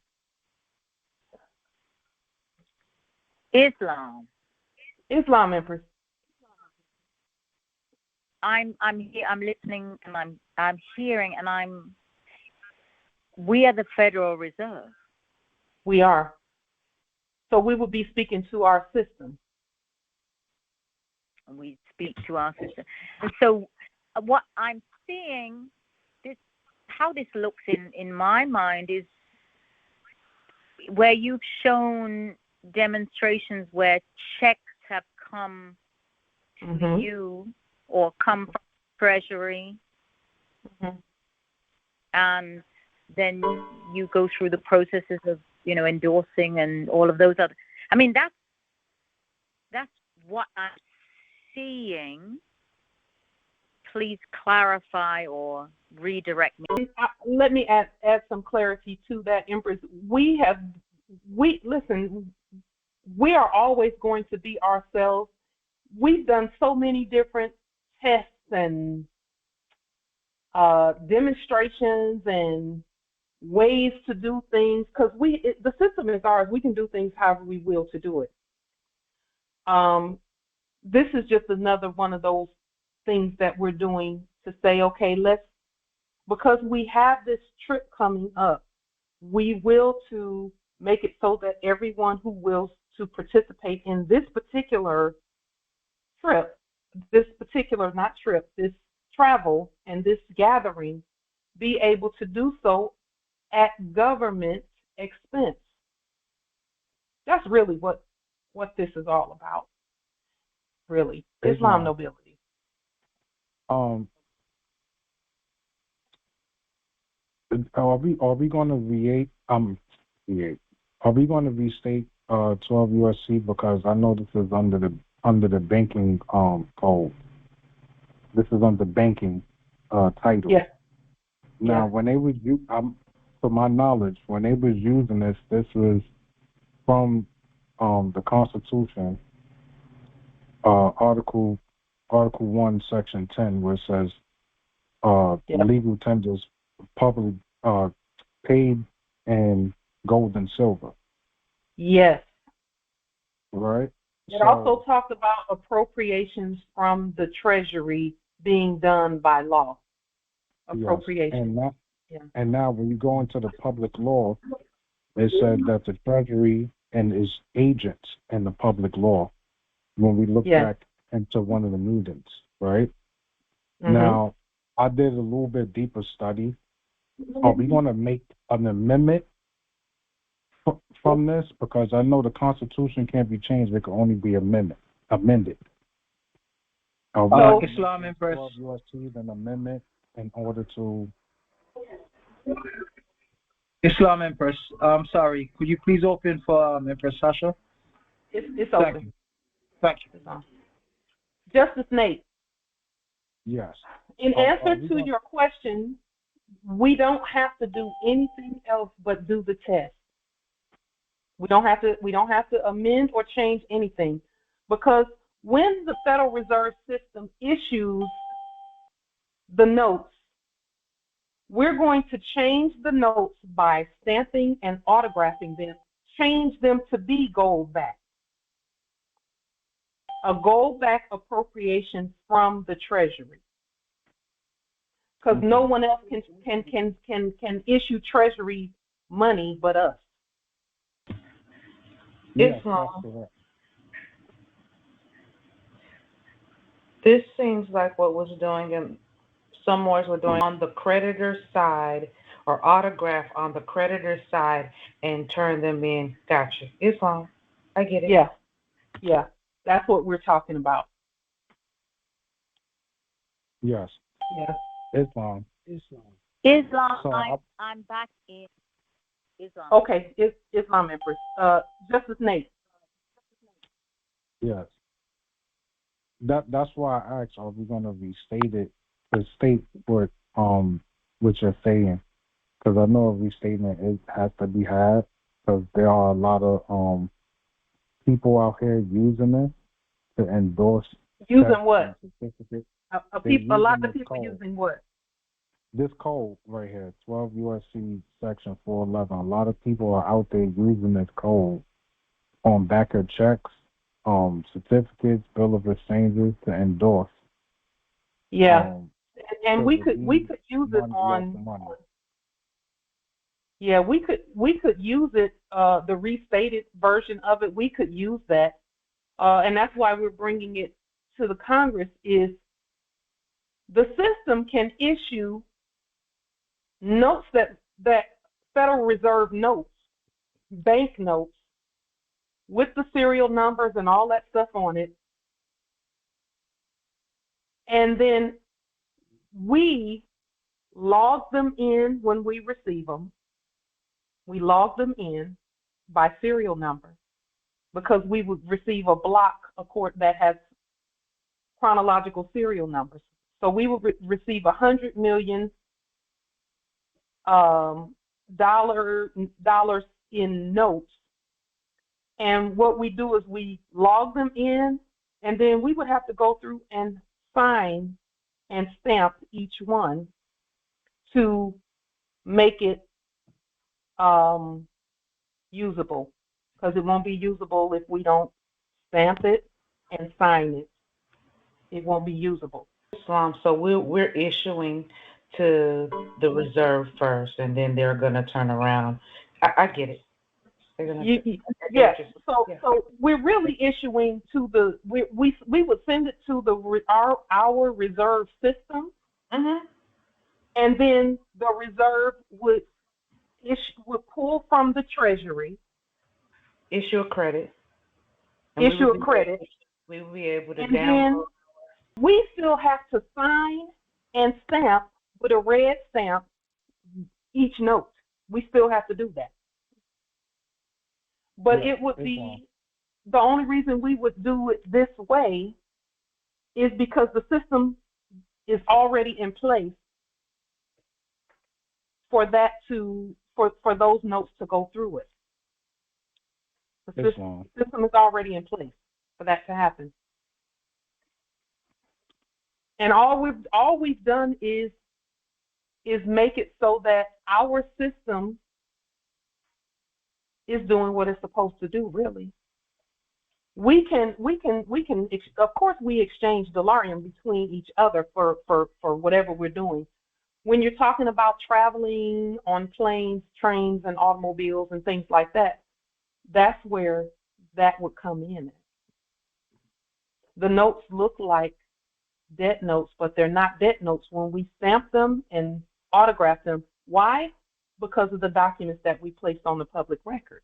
We will have the system to issue some fiduciary money, really, is what it is.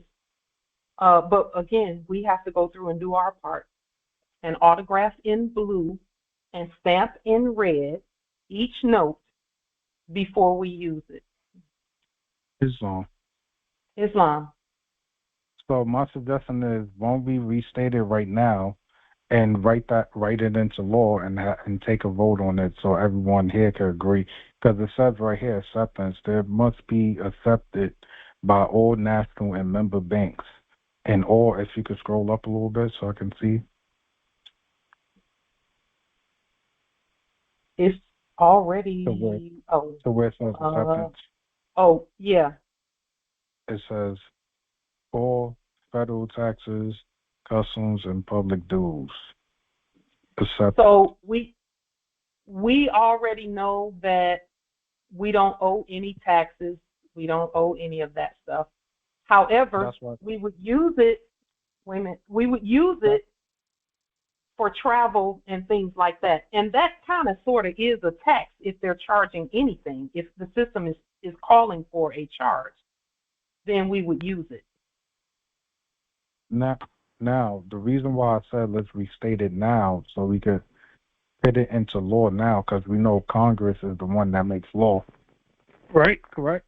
May I state that we already did? That we don't have to do that today because we already did it. If you go back and look at our fiduciary money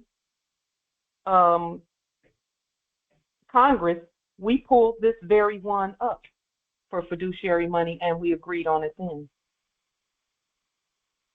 Okay. We restated this and agreed on it at that time. But if you like for us to, if it's, if the Congress doesn't mind restating it now, we can.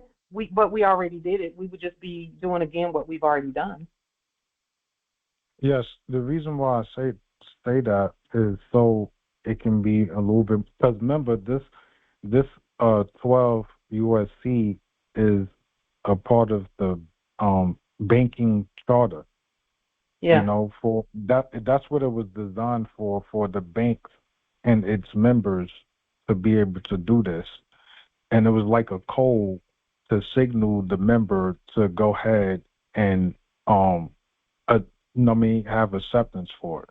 So that's why I said we could just restate it now, write the language in, so we could just put the code in without having to explain it in the affidavit. It'd just be the code to signal. So we don't have to, when we write the code out, when we put it in Roman numerals and we say 12 United States Code 411, when we write that in Roman numerals like we did when we agreed on it, because again, all we're doing now is we're saying, okay, we put these laws on the record. Now what can we do with what we put on the record?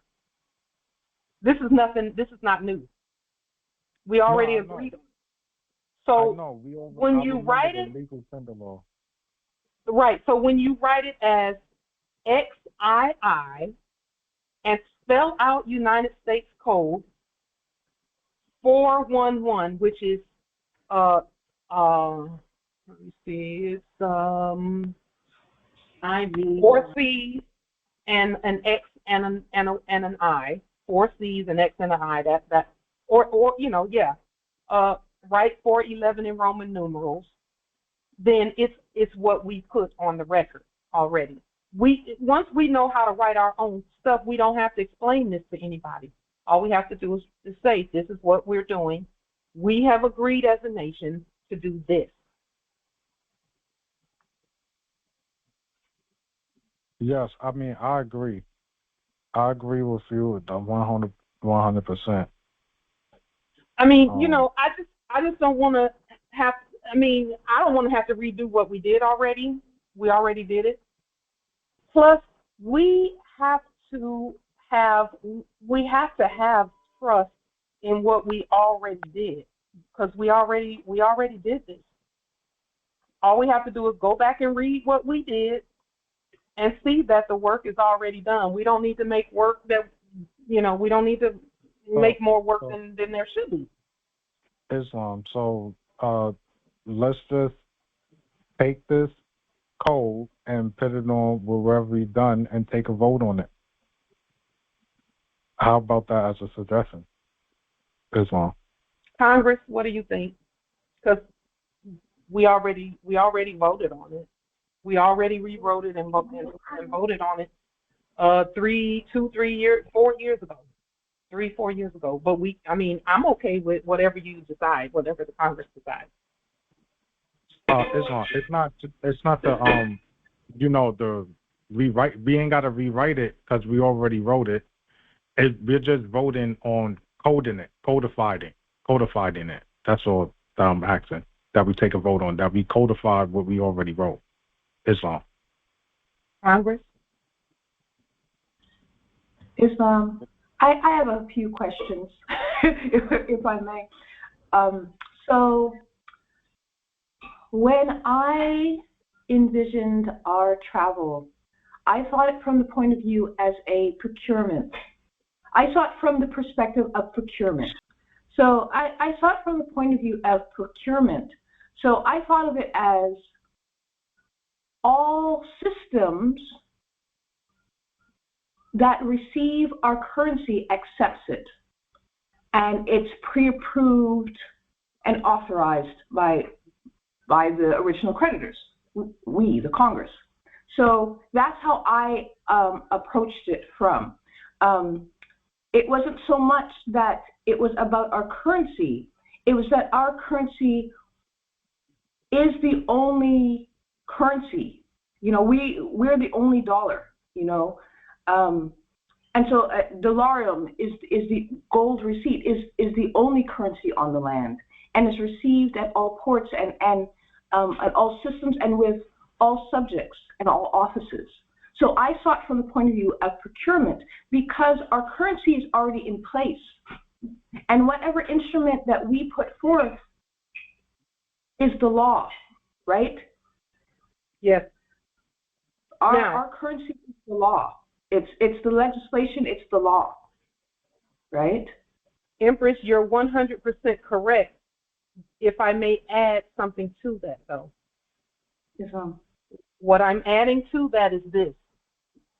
We also have sleeping Moors and subjects who have to be brought into the system. So the bringing them into the proper system without them starving first is to flip the system and get them accustomed to seeing what we're going to be handing out.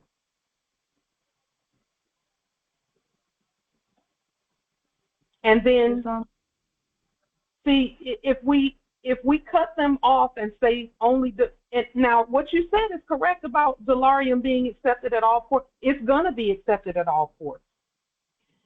Right now, we're talking systems, and that's why we're saying the system as a whole, not just at this airport and that airport. We're talking about the Treasury system and the Federal Reserve system.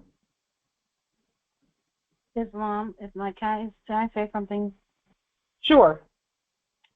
Okay, so I would like to have said this earlier, so I'm saying it now. When you mentioned this proposal for putting dollarium into the Federal Reserve, my first question was, okay, that's Jekyll Island, and we turned that over, and there's no more Federal Reserve. Right. However, it's the system that we're speaking to. I want to say that. And then the next thing I wanted to say was when the $666 trillion was deposited, as well as the gold and silver that was deposited on behalf of the United States for America and the Moorish National Federal Government, those deposits are credits. Now, from my understanding, when we deposited, we were crediting the whole system of everything. So as we not necessarily withdraw, but as we bring back unto the circulation we have the right at will to denominate and or to speak to will the species for which it is.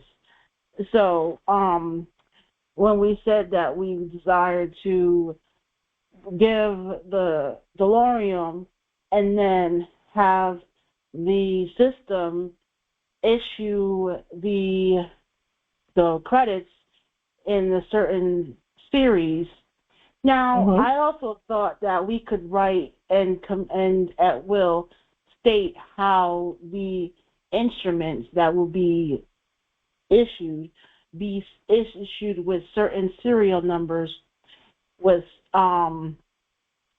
so it would be identifiable and easily put in this catalog system from that perspective, because we're issuing it so we'll know what we're receiving. And then so when it comes to the autographing and stamping, everything would already be cataloged, so you don't have to go as far as doing that. You just now verifying that you've received it. And so when you receive it, everything is in order. So receiving that wouldn't be the problem, because now you're receiving your credits in that particular, what is it? I said it earlier. The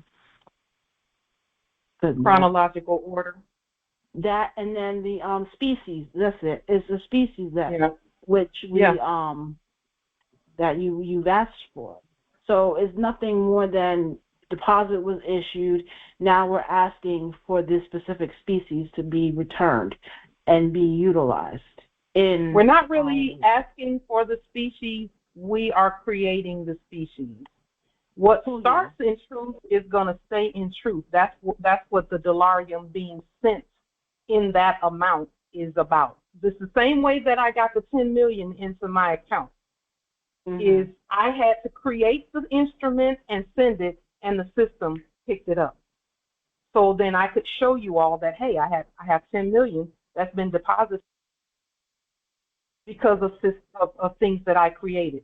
We created the dolarium, and we autographed it, and we stamped it and sealed it, so we can send it 100 million of it there, and say we don't want fiat, we want notes that we can stamp and seal and make it gold back. We have to actually make it legal tender. We can't use it in the state that it was in. It has to be made to be. It has to be altered. That's a great word.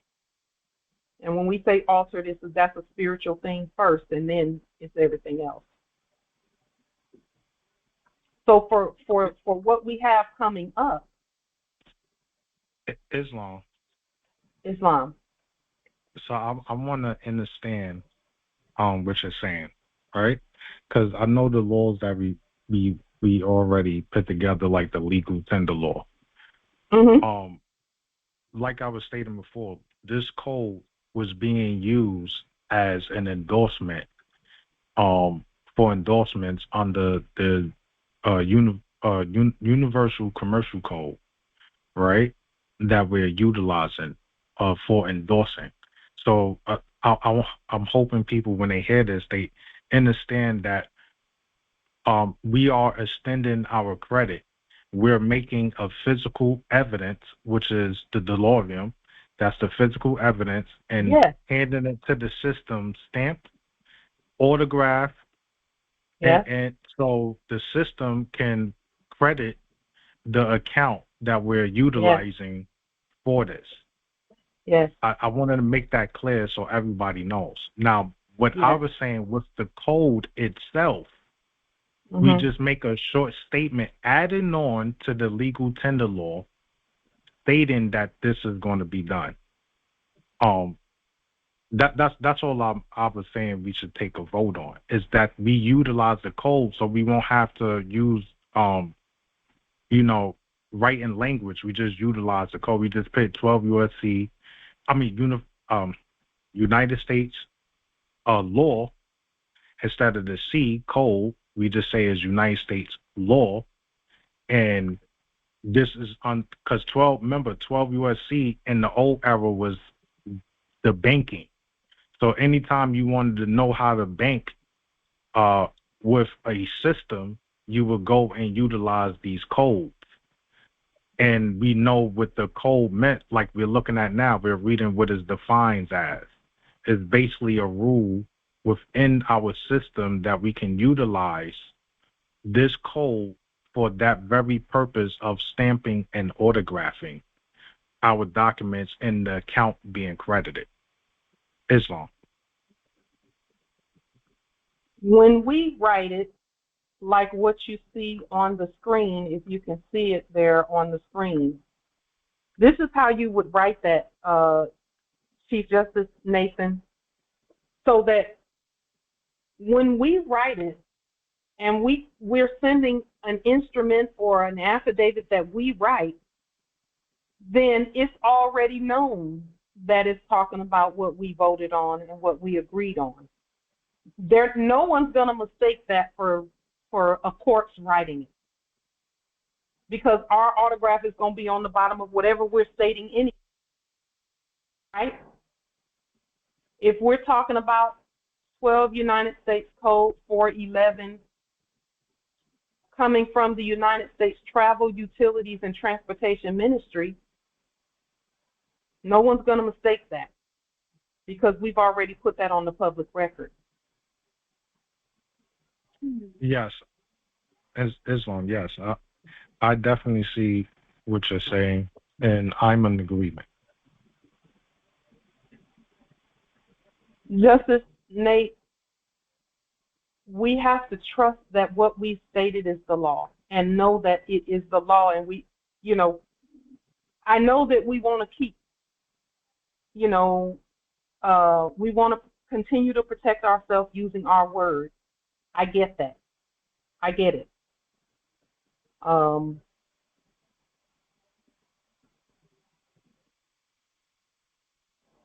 I'm just very sure about what we're doing. I'm very sure. But you have to be sure too. That's why I said it's up to the Congress. I'm not going to be the end-all, be-all voice for that, because this is a Congress. We're all doing this together. So I already know that when I send an affidavit and my autograph is at the bottom of it and it's stamped and sealed by us, no one could ever mistake that for anything done by the dead. It's impossible. It's impossible. No one will be confused about that. Islam. I understand, and I'm not confused on this. Because there may be some people that don't have the legal tender law that we did when we first did this. So that's why I was saying, for visual sake, can we put our language that we already voted on under this code that you just did, so people can see it? What people is it? Who are those people? Who is that? Who are those people that don't have the legal tender law? Huh? I don't know, because we the only ones talking right now. That's why I'm not just asking the question to you. I'm asking the question to all the Moors. Do they have the legal tender law? Do they have it? And if they don't, let's put it up for them so they can see. Okay. They may not have any of the things we put on the public record that we ever said, and put it up there again for them.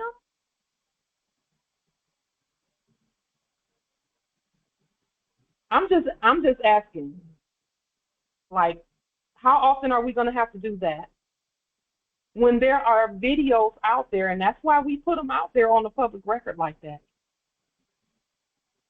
Because guess what, Justice Nathan, and this is something, because I used to think that way. I used to think that way about, well, if they don't have it, let's just show it to them. I used to think that way. But I also know that just like the Spirit spoke to us and guided us to the right information when it was time for us to have it, if it's time for them to have that information, no one's going to be able to stop them from having that information. They're going to go straight to the right video and see it. When it's time, it's going to happen for them. We won't even from getting the information. Even if we hid the information, they're still going to find it because we did. I'm just saying. That's just, you know, we used to think this was going to take 1,000 years to get all this information out there. And the ancestors said, no, it's not. We're going to guide them just like we're guiding you to the information when it's time for them to have it.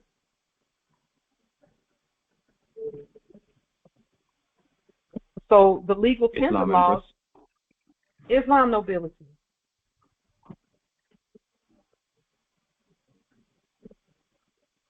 Right. So if I just for clarity, like if I gather this correctly, you're saying that the law is the previous tender law is among your videos that was already posted. You're also stating that this code will be placed at the back of the or on the Moorish sovereign dolarium when it's being forwarded to the system. The law is on the public record already. Right. So we're not going to put it on the dolarium. We're not going to put it on there because it's already on the public record. Anything that and what you're asking is it going to be printed on the dolarium? And I'm saying, no, we're not going to print anything else on the dolarium. What we're going to do is pull 100 million in dolarium out of our inventory. We're going to send it to either the Treasury or the Federal Reserve, which they are one and the same for us, and our system. And then we're going to tell our system to issue back to us $100 million in Federal Reserve notes that we are going to convert to Treasury dollars by our autograph and our seal, our red seal on it. So that what begins to circulate is green notes that have a red stamp, a red wet ink seal on it, and a blue autograph. And that's what's going to start issuing out there. And people are going to see that there's some gold-backed money issuing out because it's got a red seal on it like gold-backed money has on it.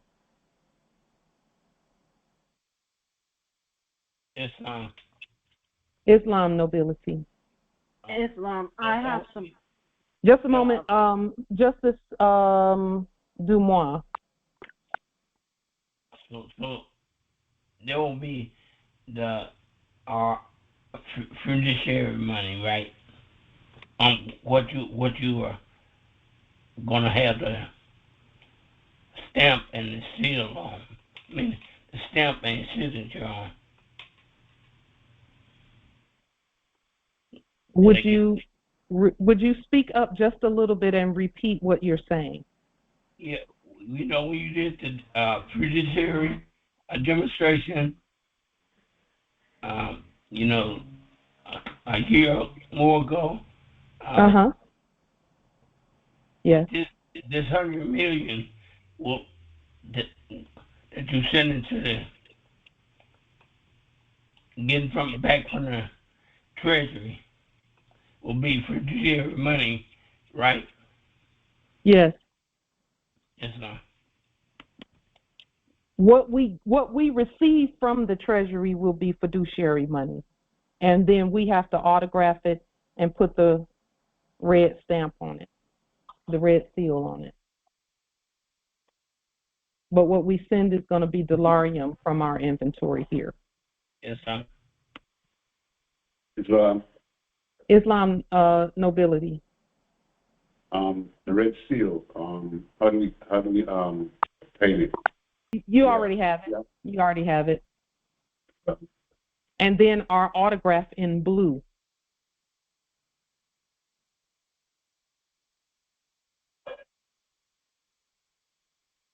Islam. Okay.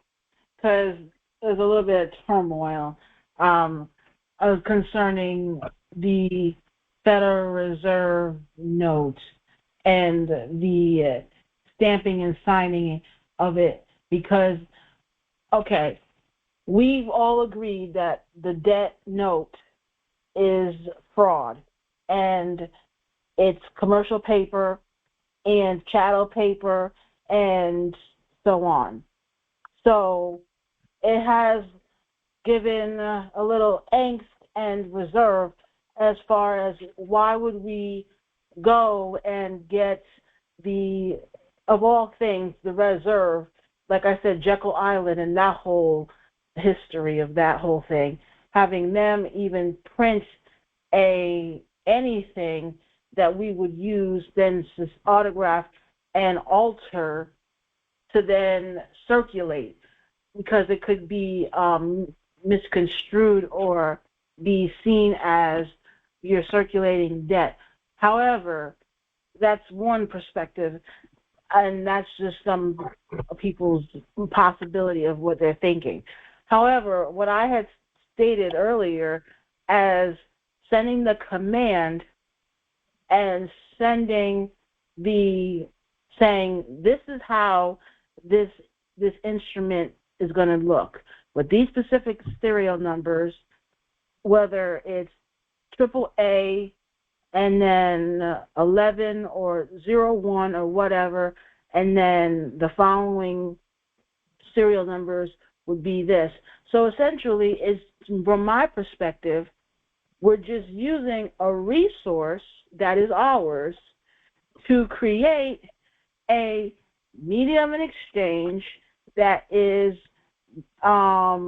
being able to be circulated, that we have sent forth after we've done dollarium, and then to receive another instrument that can be still altered again with our autograph and our seal upon it, to then be distributed to the people. Is it making sense? I mean, because some people is like not agreement with the whole, you thinking that we're going to still be using fiat. So they desire to get away from and turn into 180 of degree of saying no, and and using other choice words to say no, we're not thinking of that. We're not going to eat. We're going to abstain and denounce.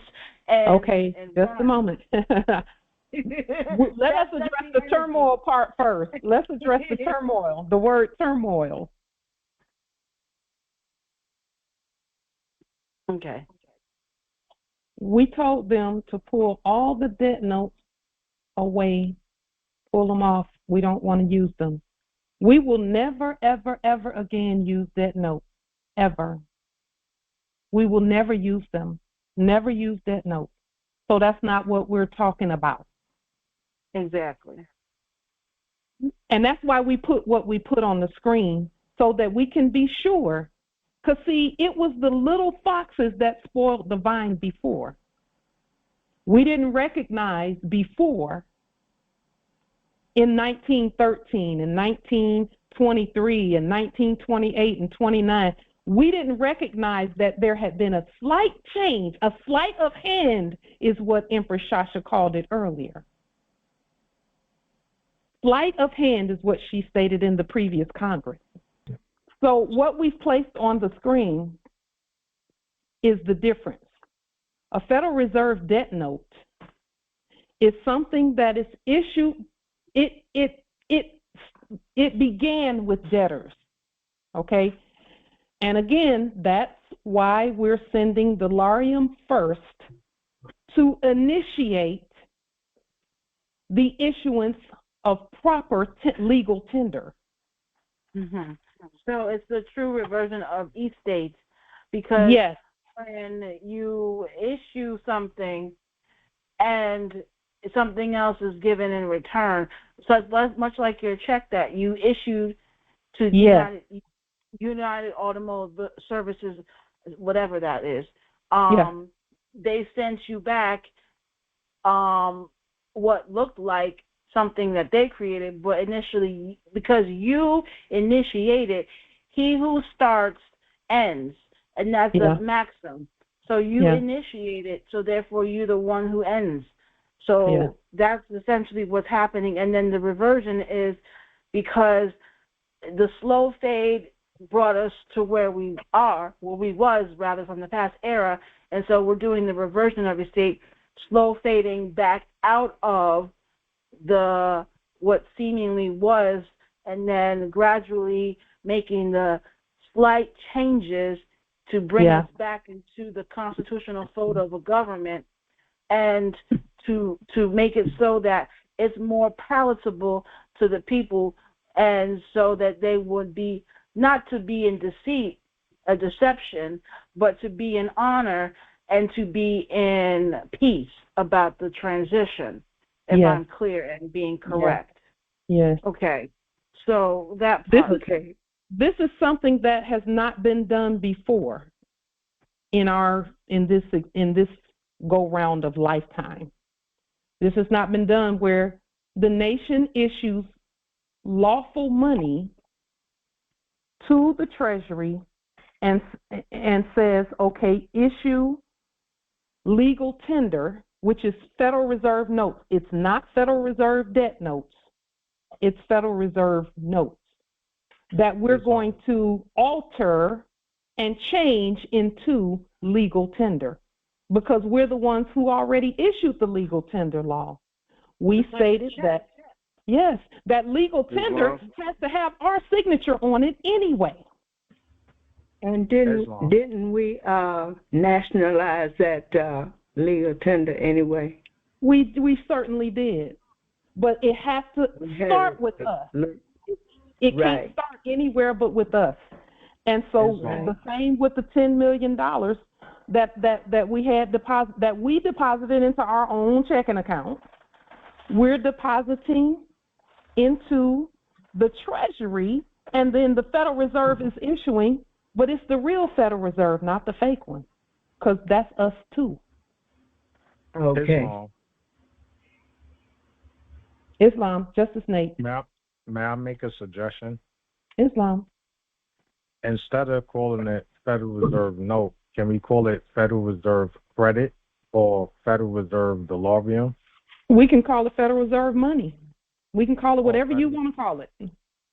That's what I'm asking. Because once people hear note, we don't want people to be confused with the old debt way. Debt note. A debt note. Yeah. We want, if we change the note part, then maybe, it won't cause any confusion or turmoil. Or we could say Treasury dollar. We could call it a United States dollar if we want to, because it's going to start there.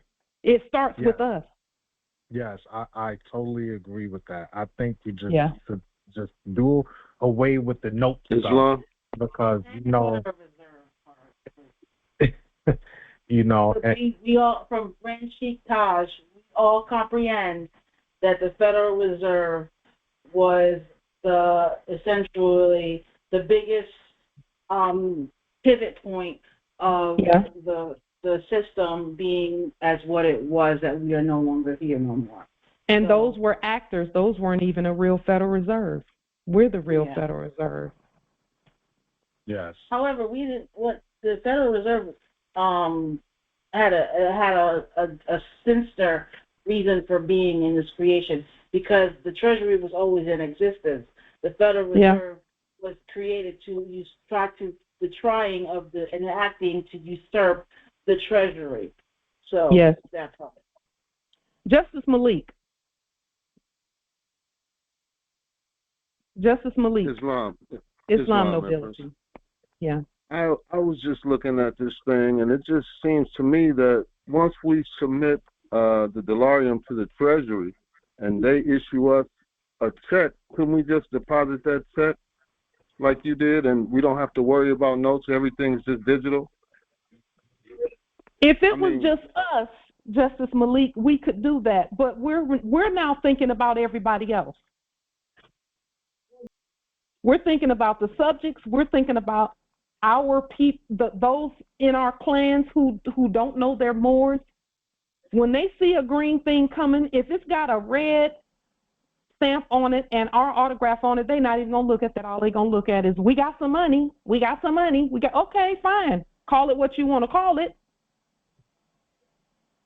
That's really the purpose of this portion of the testing, is to get something out there to them that's proper and lawful and legal tender as well. Islam Empress. Islam. I have two questions, if I may. When the Treasury... Let me just say this before you say that. If it was just us, Moors, we could use delarium, because we can still do that. We've done that in the past. We continue to accept donations in delarium. We can do that. If it was just us, we can do that. But according to Chapter 29 in the Circle 7, it's about the subjects being okay too. And those that are not awake, they have to wake up too. Islam, Justice Anthony. Yes, Empress. When the Treasury forward the money to you, what is it? Sends it comes to you in a check. It will be green notes with serial numbers on it, and then here we'll have to, or wherever it's sent, because it could be to our buildings or whatever the case may be. We'll stamp each one. Is that how? Okay. Possibly. There's a Federal Reserve here, just so that you're aware. There's two of them here. Okay. And the next question is, when you say to stamp it with the red seal, is it possible just using the embosser? Because remember, we have a embosser with our government seal. Could we use that embosser to stamp it? No. It has to be a red seal. It has to be. So, for example, the gold seal that we usually use on our documents, could we use that like a red one, and then stamp it and then emboss it, or we have to use the red seal from our ministry? Which one would be more appropriate? It's going to be a red seal. So I'm trying to figure out if the gold seal. Okay, if you go back and look at any dollars that were issued in the early 1900s, you're going to see a red seal on them. Because, you know, this Congress already gave the numbers and the regions for the Federal Reserves for those sections. This one is 1. The next one is 2, all the way to 13. We gave that information out already. We did a video on that, and we would just stamp it with a red seal, and then autograph it in blue, and then I'm just concerned about the red seal that you refer to. Do we have this red seal? Everyone has a red seal. Everyone has a red seal. Now, what that red seal looks like for this particular demonstration, yeah, that seal is not publicly known. That seal is not publicly known. Now, outside of this recording, if you all think back, you all have the red seal. Just think back. Islam. The rest of y'all know. You know. The ones who know. And if you know, you know. You said two autographs. You said 2 autographs, right? And then autograph it in blue. Okay. On both sides or just one side? Just the front, just one side. Okay, Islam. Yeah. Oh, Islam Empress. Islam Empress. And furthering this discussion, as you mentioned, we do have 11 federal, or 12 Federal Reserves. And so for the expediting, or 13. Yeah, 13. So, yes, it's 13. Mm-hmm. So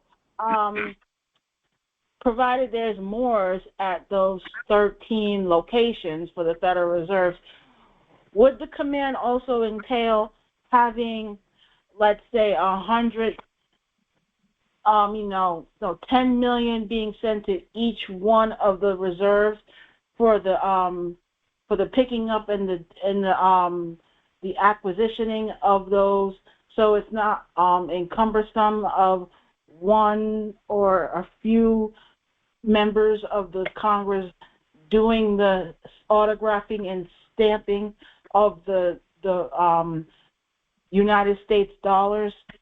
If you get what I'm saying. So I get what you're saying. Okay. The permanent location, that is where we are right now. This is a permanent location. It is wise to have it all come here to the permanent location for this demonstration at first, because ultimately each one of them is going to have their own 100 million issue. Each one is going to have to. For this first demonstration, this location, or a location that we designate, which will be someplace that we, again, yeah, when you know. That part. The matriarch, yeah. So it'll be that. For this demonstration, we'll do it this way first. And then that way the system can be perfected, and then we'll say, okay, this is for each one, this is how we're going to do it so that the system is uniform. Yeah. Copy. Yeah. Islam.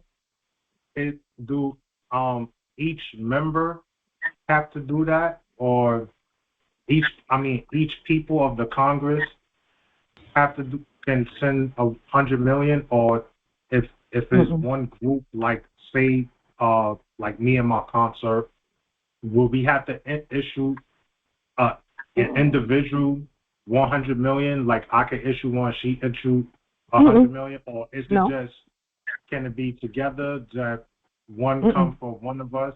And no, this first demonstration is in anticipation of the first week of August and anything surrounding that and anything beyond that. But to include perfecting of the system. So what is necessary from each Congress member at this point, we're going to need an email sent to us with your travel. You got to do all your travel research. How much it's going to cost, how many credits it'll be for you to fly, where you're going to stay, and all of that. That's what we need, is a list of that. Because remember, we said we were going to do that. Last week we stated that we would get the appellations of everyone who's traveling, and here's that. It says a sovereign travel checklist with universal travel details, plans on sending or bringing nutriments ahead of the event. This right here is going to be only necessary for those who will be bringing or sending seeds. That's really because we will this may not even be necessary. We might just have everything already planned out here if we do it the way we are agreeing to do it now, which is have the legal tender available to have everything done already. And then a list of those attending for the August congressional event. So right now, the $100 million, it's only going to be one $100 million issuance upon the agreement of this Congress, one $100 million issuance. It's not going to be issued to everyone all at once. We're going to agree that there's one $100 million issuance so that we can do this. And then what we'll do here is continue developing the recording mechanism by which legal tender is issued, because everyone has to have an issuance mechanism.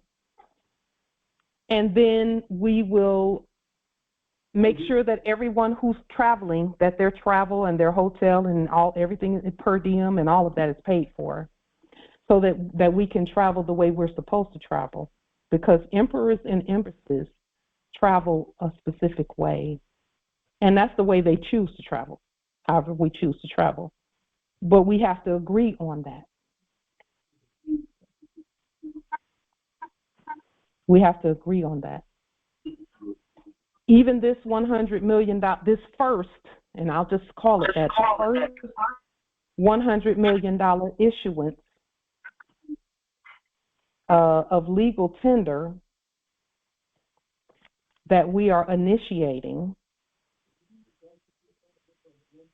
we agree on it, and then we agree on what it's used for, which is going to be definitely the standing and continuation of our government and the expansion thereof. Let's see, Justice Harold says Federal Reserve bank notes, not debt notes, but bank notes can be quite valuable as they were phased out by the mid-1930s, Bellevue rare coins per the internet.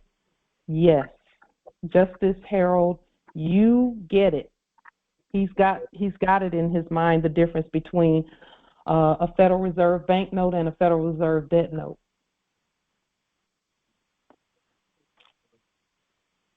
There's a difference, a huge difference. Islam nobility. I always knew about the U.S. dollar, United States dollar. I didn't know that the Federal Reserve banknotes were out there until I looked it up. Yeah. Islam. I didn't know. I just thought it was always Federal Reserve notes, or debt notes. The United States dollar is gold coins. Right. And we could even, and at some point we'll agree on this,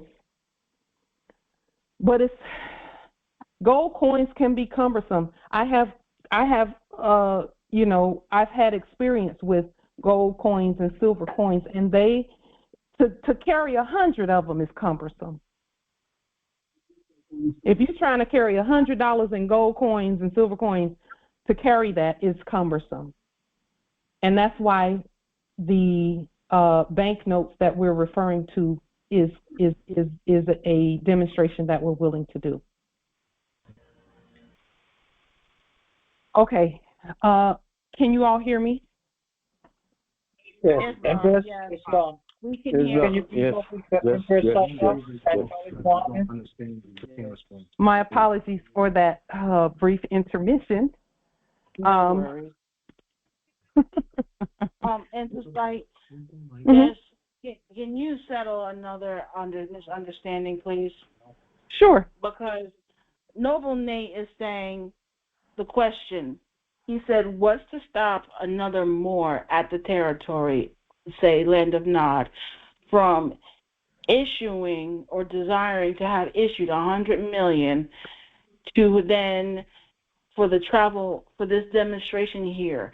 He's like, what's to stop another Moor that we are not knowing of that's here at the Land of Nod from doing the demonstration that you were doing to then have it sent so they can have the demonstration be done for this particular travel demonstration to go to Washington. And I said it was already discussed that Empress Light said when I asked my question that you're going to get all of the $100 million at your location, undisclosed, and you're going to be the one issuing the money, and that's why we have to go ahead and create what was here, the agenda, and send it to Light via email, so then that she can then distribute and disperse the resources that she has gotten, the 100 million, and no, there's not going to be more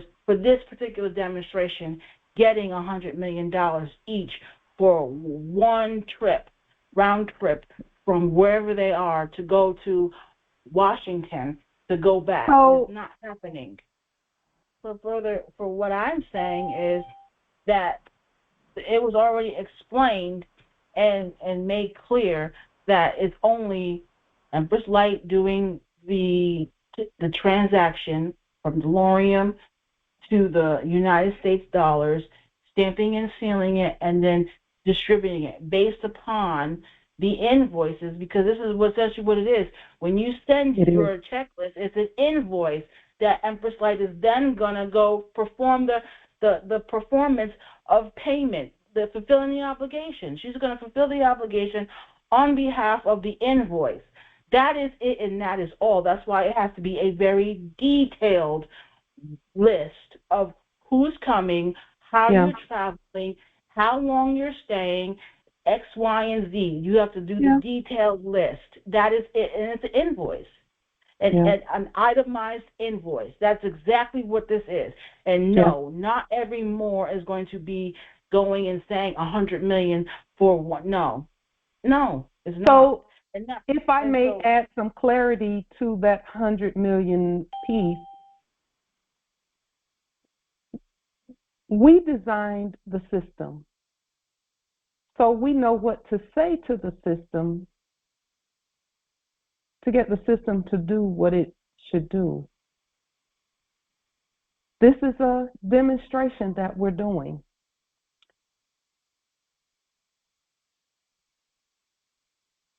The right word is going to be what gets this through the system, and also what prohibits any just the randomness of a request to getting through the system. The right words. It's all about jurisdiction. It's about the trust. I can assure you that no randomness will happen with our system. It just won't, because we didn't create it that way. Our system will do exactly what we tell it to do based on what we say to the system.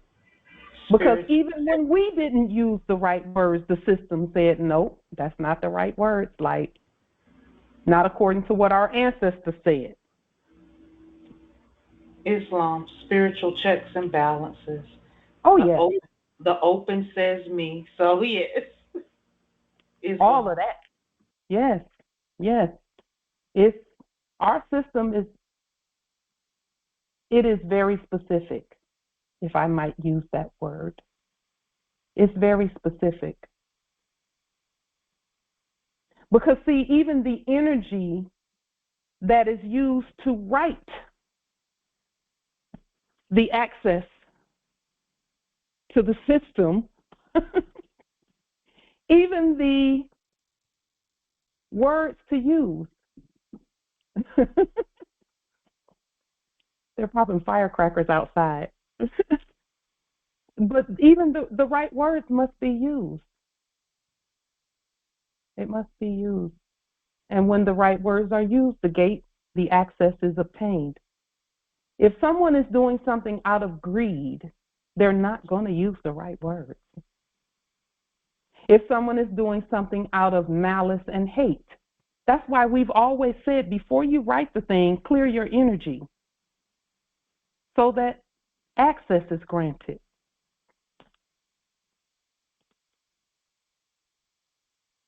I'm not worried about somebody randomly just saying, oh, $100 million, and oh, look, the Treasury sent me $100. You will not be surprised that it sends you whatever it sends you, the system, because you will have said the right words and used the right energy, had the right authority, because it's about authority as well as it is about, wait, let me get my words right, authority and ability, because we talked about that. The ability to get $100 million from the Treasury without authority is illegal. That's illegal. Having the authority to do it without the ability to do it is an attempted action that's unlawful. We're not unlawful or illegal because we wrote the system. We wrote it. We wrote it. We're going to agree. We're going to be in trust with one another. And when it's time for things to happen, that's how we're going to continue to proceed. That's why it's called processes and procedures. Proceed means to move forward. We're going to do things the way we've been doing it. There's no hurry. There's no rush.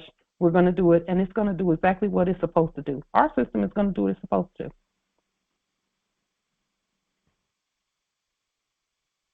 We're going to 18 United States Code everything. The MIBs. MIB is men in black, not persons in black. And we're not black. It looks very similar. See, the fakes wouldn't have been able to trick anybody if it wasn't real close and real similar to what it should be. That's one thing we learned about this whole matter. They made things look real similar, except it was all capital letters instead of in capitis diminutio minima. It looked the same, except it's all capital letters.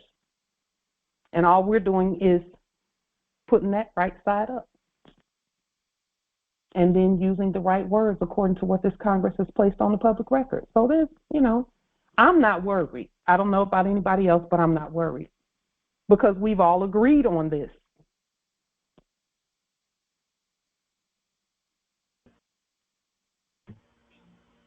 We've been in trust with each other for years. I was just about to say, I'm not breaking the trust. Gratitude. I'm not breaking the trust for sure. We wrote it. We wrote it. Why would we break it? There's no need to break it. We're the wealthiest at earth ever. So why? There's no need.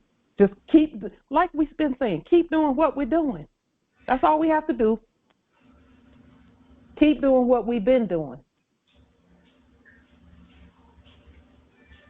Islam.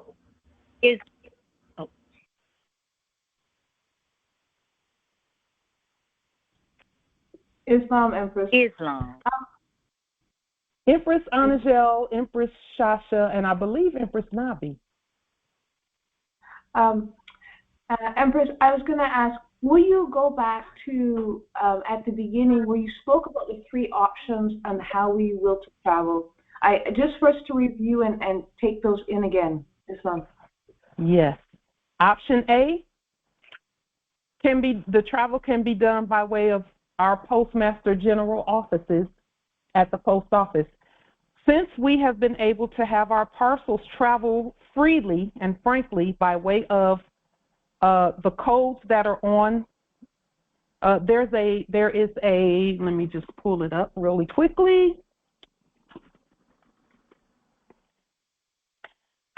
There is a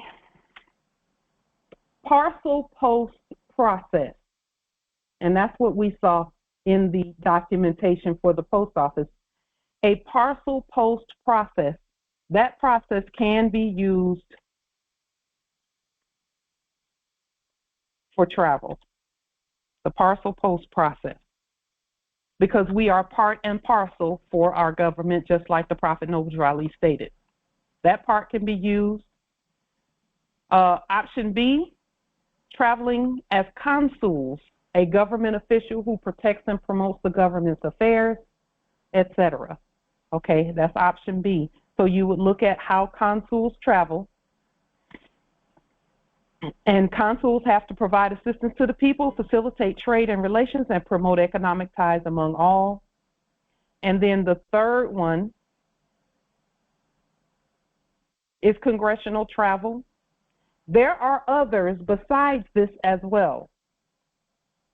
Okay, there are other ways to travel. Now, I looked at the way senators travel because we would be, we're all senators. And the senators have the best, most luxurious travel in the legal system, as it were, in terms of traveling privately, traveling in a separate, or traveling first class, or traveling by what I'm calling it a private plane or private travel, but it's not really private, it's government. But again, look at that. Islam, Empress. Islam, I did look at the municipal airports here, and they have the private travel for congressional or senate, and they have a account that you can sign up for. They have a credit system, and they have a funded account system that you can sign up for. So being able to issue things to them will probably be, a good thing as well. Yeah. And it was private charter. I could send I'll send the link. Thank you, Empress. If you would please send that link to us so that we can look at that as well. And then there's the way the travel that emperors and empresses do. That is, when they're going from one place to another and are received as heads of empires and things of that nature. We would literally have to write that out, because the only other ones that have traveled that way is the Japanese, the person doing business as a Japanese emperor. And I saw how they travel, and I like it. I like that.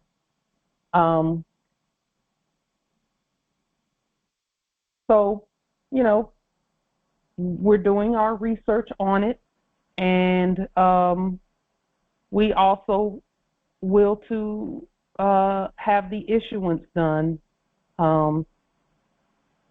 because I think that will, we'll have to see.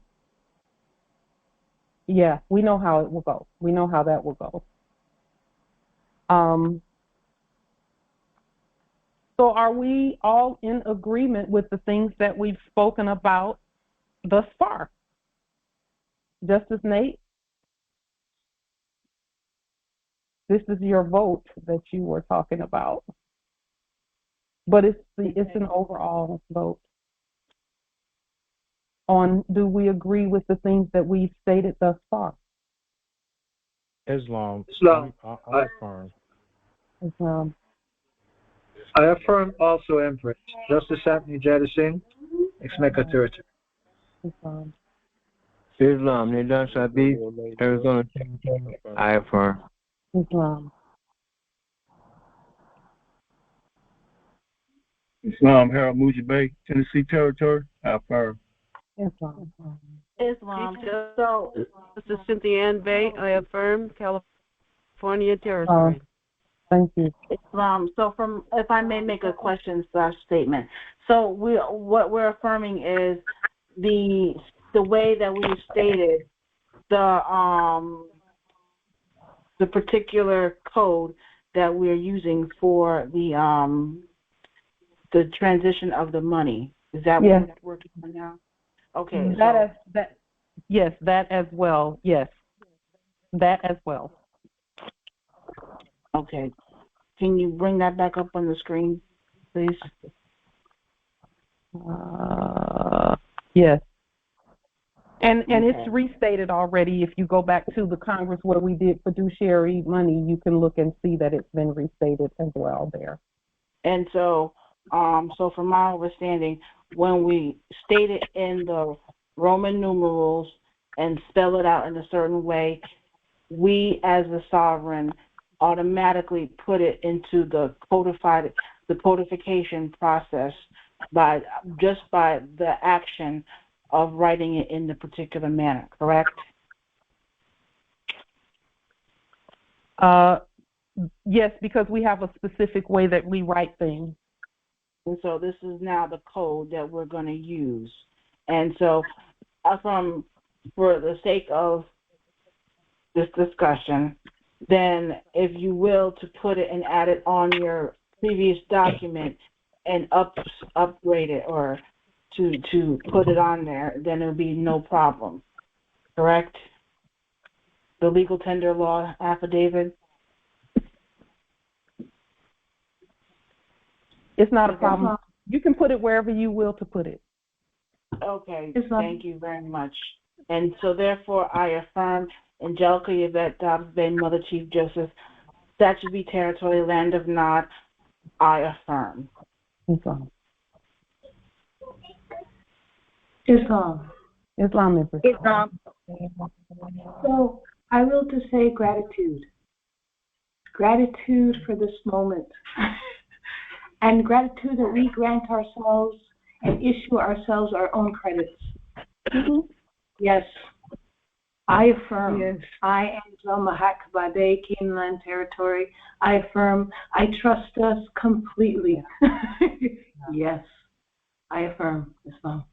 Aisha LB. I affirm. Islam, Empress Aisha. Islam. Empress Shasha and then Justice Kansu. Yes. Jamaica Territory. I would will to make a statement. As I'm listening to participation, what I'm hearing or seeing is that we're actually, or this is how I'm seeing it, we're actually retracing or we're going forward, even as it seems as if we're going, stepping back into everything and bringing it forward. Yeah. For instance, everything that began in fraud, which begins in fraud, ends in fraud, in the enactment, but we are bringing it, we're altering it by going onto it, stepping onto it and bringing it forward. I just see the eye of a needle and the thread and sewing. That's how I'm seeing, and in fact, there's sewing right in there in the seeds. So it makes sense. Yeah. The action where there might have been confusion as to the process or what we're bringing back into being, but we're not bringing anything back into being. We're just altering it all and beginning it right. And so, and with authority, and remember, authority and author is the same thing. And so I affirm. Islam. I affirm. Empress Shasha, you're so, and everyone we can all see this, that we could not be afraid of this move that we're making now. See, if they had scared us away from green notes, if we had been scared away from green notes permanently, then we really, we would be negating our godness in a way. See, their job was to scare us away from that which is rightfully ours. Yeah, we're away from the fraud, we're away from the debt, but they look so similar. That's the only way that even the most elect was being fooled, because it was so subtle. The fraud was so subtle, and all we're doing is saying the truth is going to be subtle too. But we're still, those tables are overturned. Interestingly enough, and with the notes, musical notes. Yes. There's a color for each note, and I don't quote me, but everybody do your research. But it is my sense and recollection that G is a green, and the G is government and God and govern and all of that. And it's also land. Yeah. And it's land, exactly. In fact, I keep Greenland. That so it's all in alignment, because a note is also music. It is music. Yeah. It's a sound, and it's the right. It is sound. a sound. It's a sound. It's also the seven. Yes. The circle seven. Say that again. Islam. You got my vote, right? I confirm. Yes, we got your vote. We did hear you. Yes. Okay. I yield. Peace and love. Yes, we could hear you, Nobility. Justice Kansu, and then Justice Ogunwale. Justice Kansu. Chief Justice Kansu Katiba Bay, United Kingdom Territory, I affirm. Islam, thank you, Nobility. Chief Justice Ogunwale, yes. Chief Justice Ogunwale, Supreme Seven Solution Hill. I affirm, and I also like to express that what was done in science must be undone in science, to let the Congress know that I'm in tune with the frequency. Yes. Islam.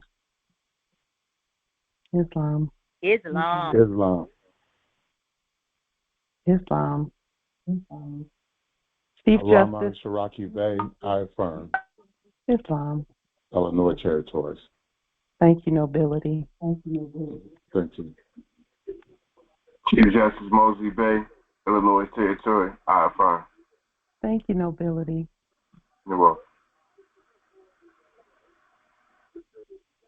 Chief Justice Pauline Denise Ritchie, I affirm. Islam. Islam, Mother Chief Justice Angelica Yvette Dobbs Bay, I affirm. Islam, Chief Justice Nathaniel Bay, I affirm. Islam, Chief Justice Malik Akil Bay, Illinois Territories, I affirm. Islam.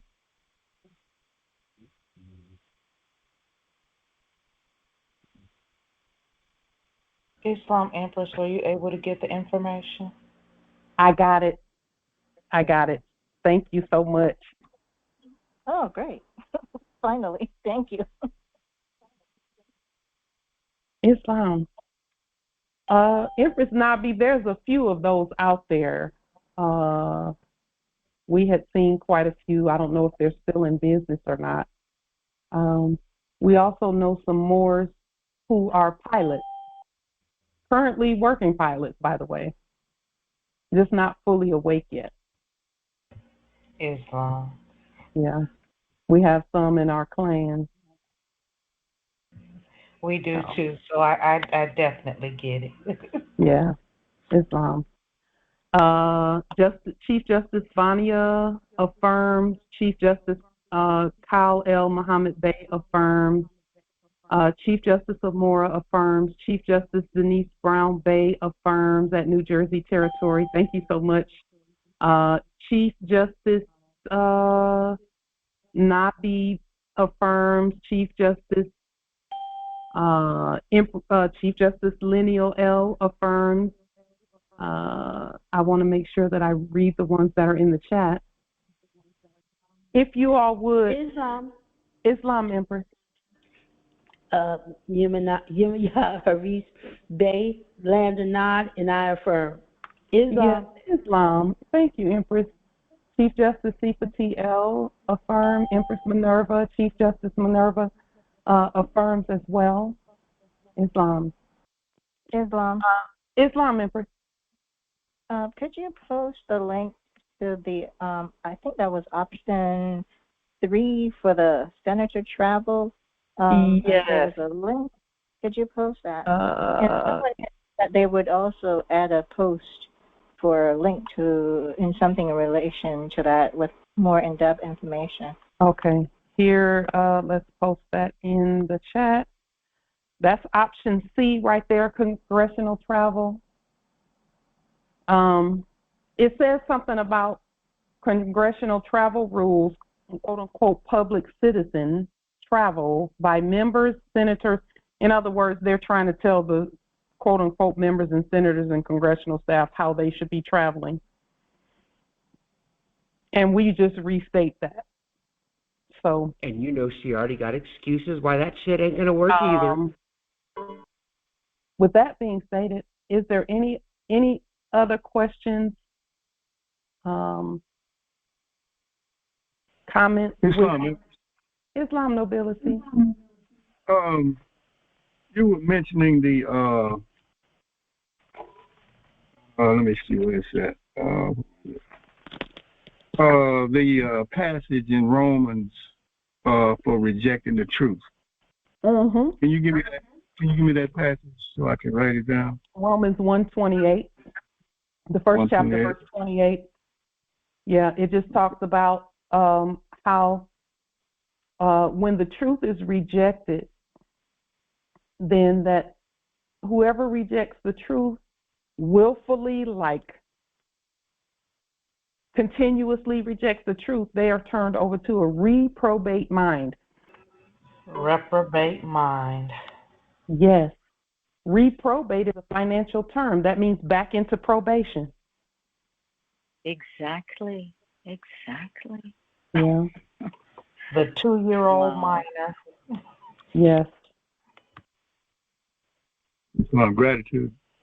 You know, I witnessed that recently, and it's very sad. I witnessed someone go through the reprobate process, and it's very sad. They couldn't even help themselves. But it's because they willfully rejected weeks before, because I saw that part too.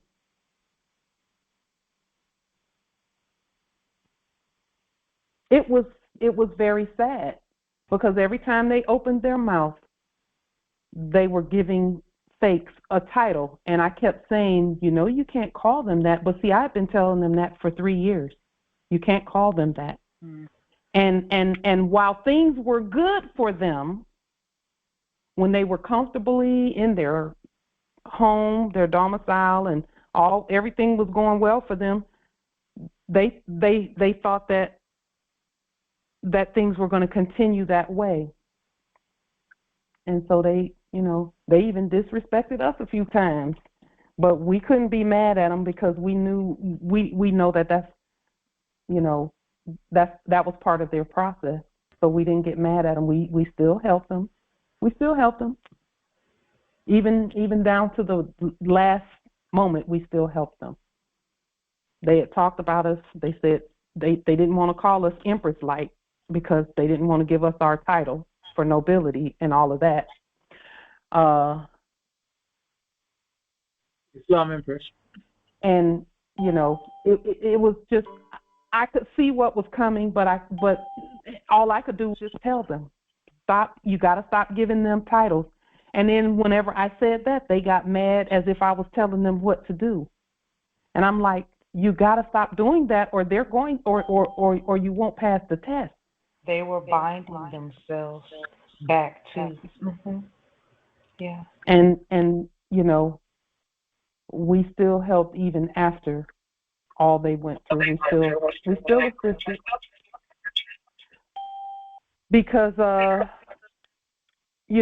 that's important for us to make sure that we stay on, that everything is done properly on our part. So we just, we proceed as we should and let the ancestors do what the ancestors are doing, and then we just continue to share the good news of the God spell. We have to do that. We have to do that. So that's what we do. Islam. Yes, Islam nobility. A word for Justice Duran. I want to say thank you again I am in receipt of the minerals you sent. However, I know you saw the pictures of what I sent you, of the post office. They violated the package, so to speak, broke the jar and, throw the salt out and all that kind of nonsense. But I'm still grateful for your assistance, and I want to say thank you again. Right, so, Islam. Peace, Justice. Islam. Go ahead, Nobility. Is this going to be put on YouTube? Yes, it is. It will be edited, though. Some of the things that we talked about will be edited out. Okay. But it will be on YouTube. Yeah. But the first part of the demonstration, where you said where we voted on, that will be on there still.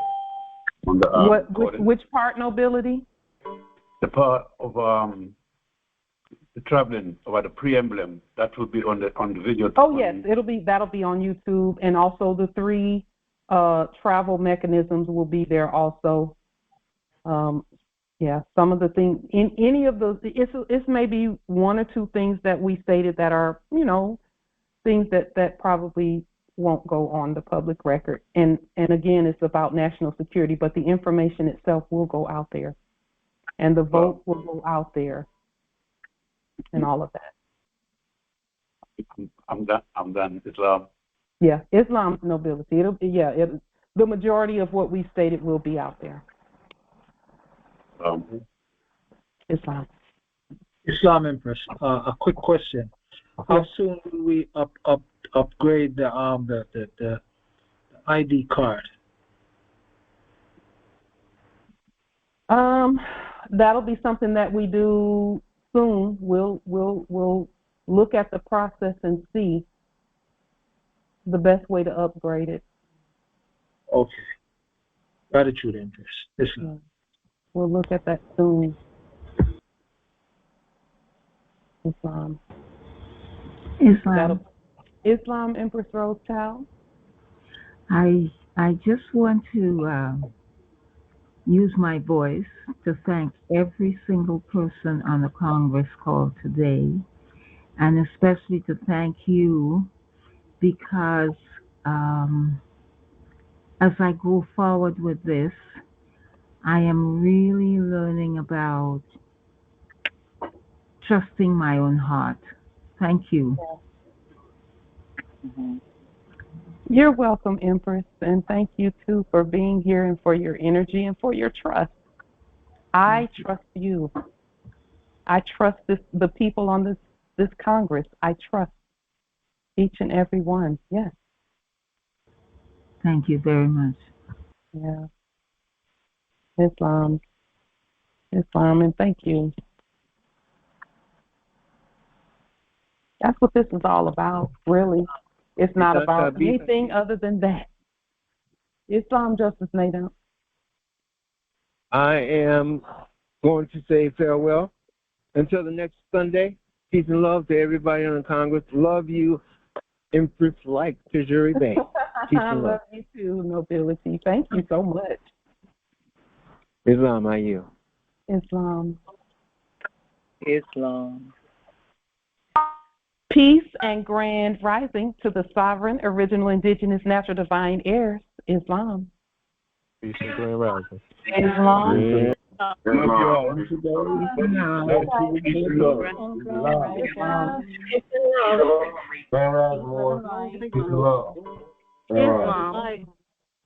Peace and love. Empress Light, can I speak to you briefly, please? Yes, Islam. Let me adjourn the recording.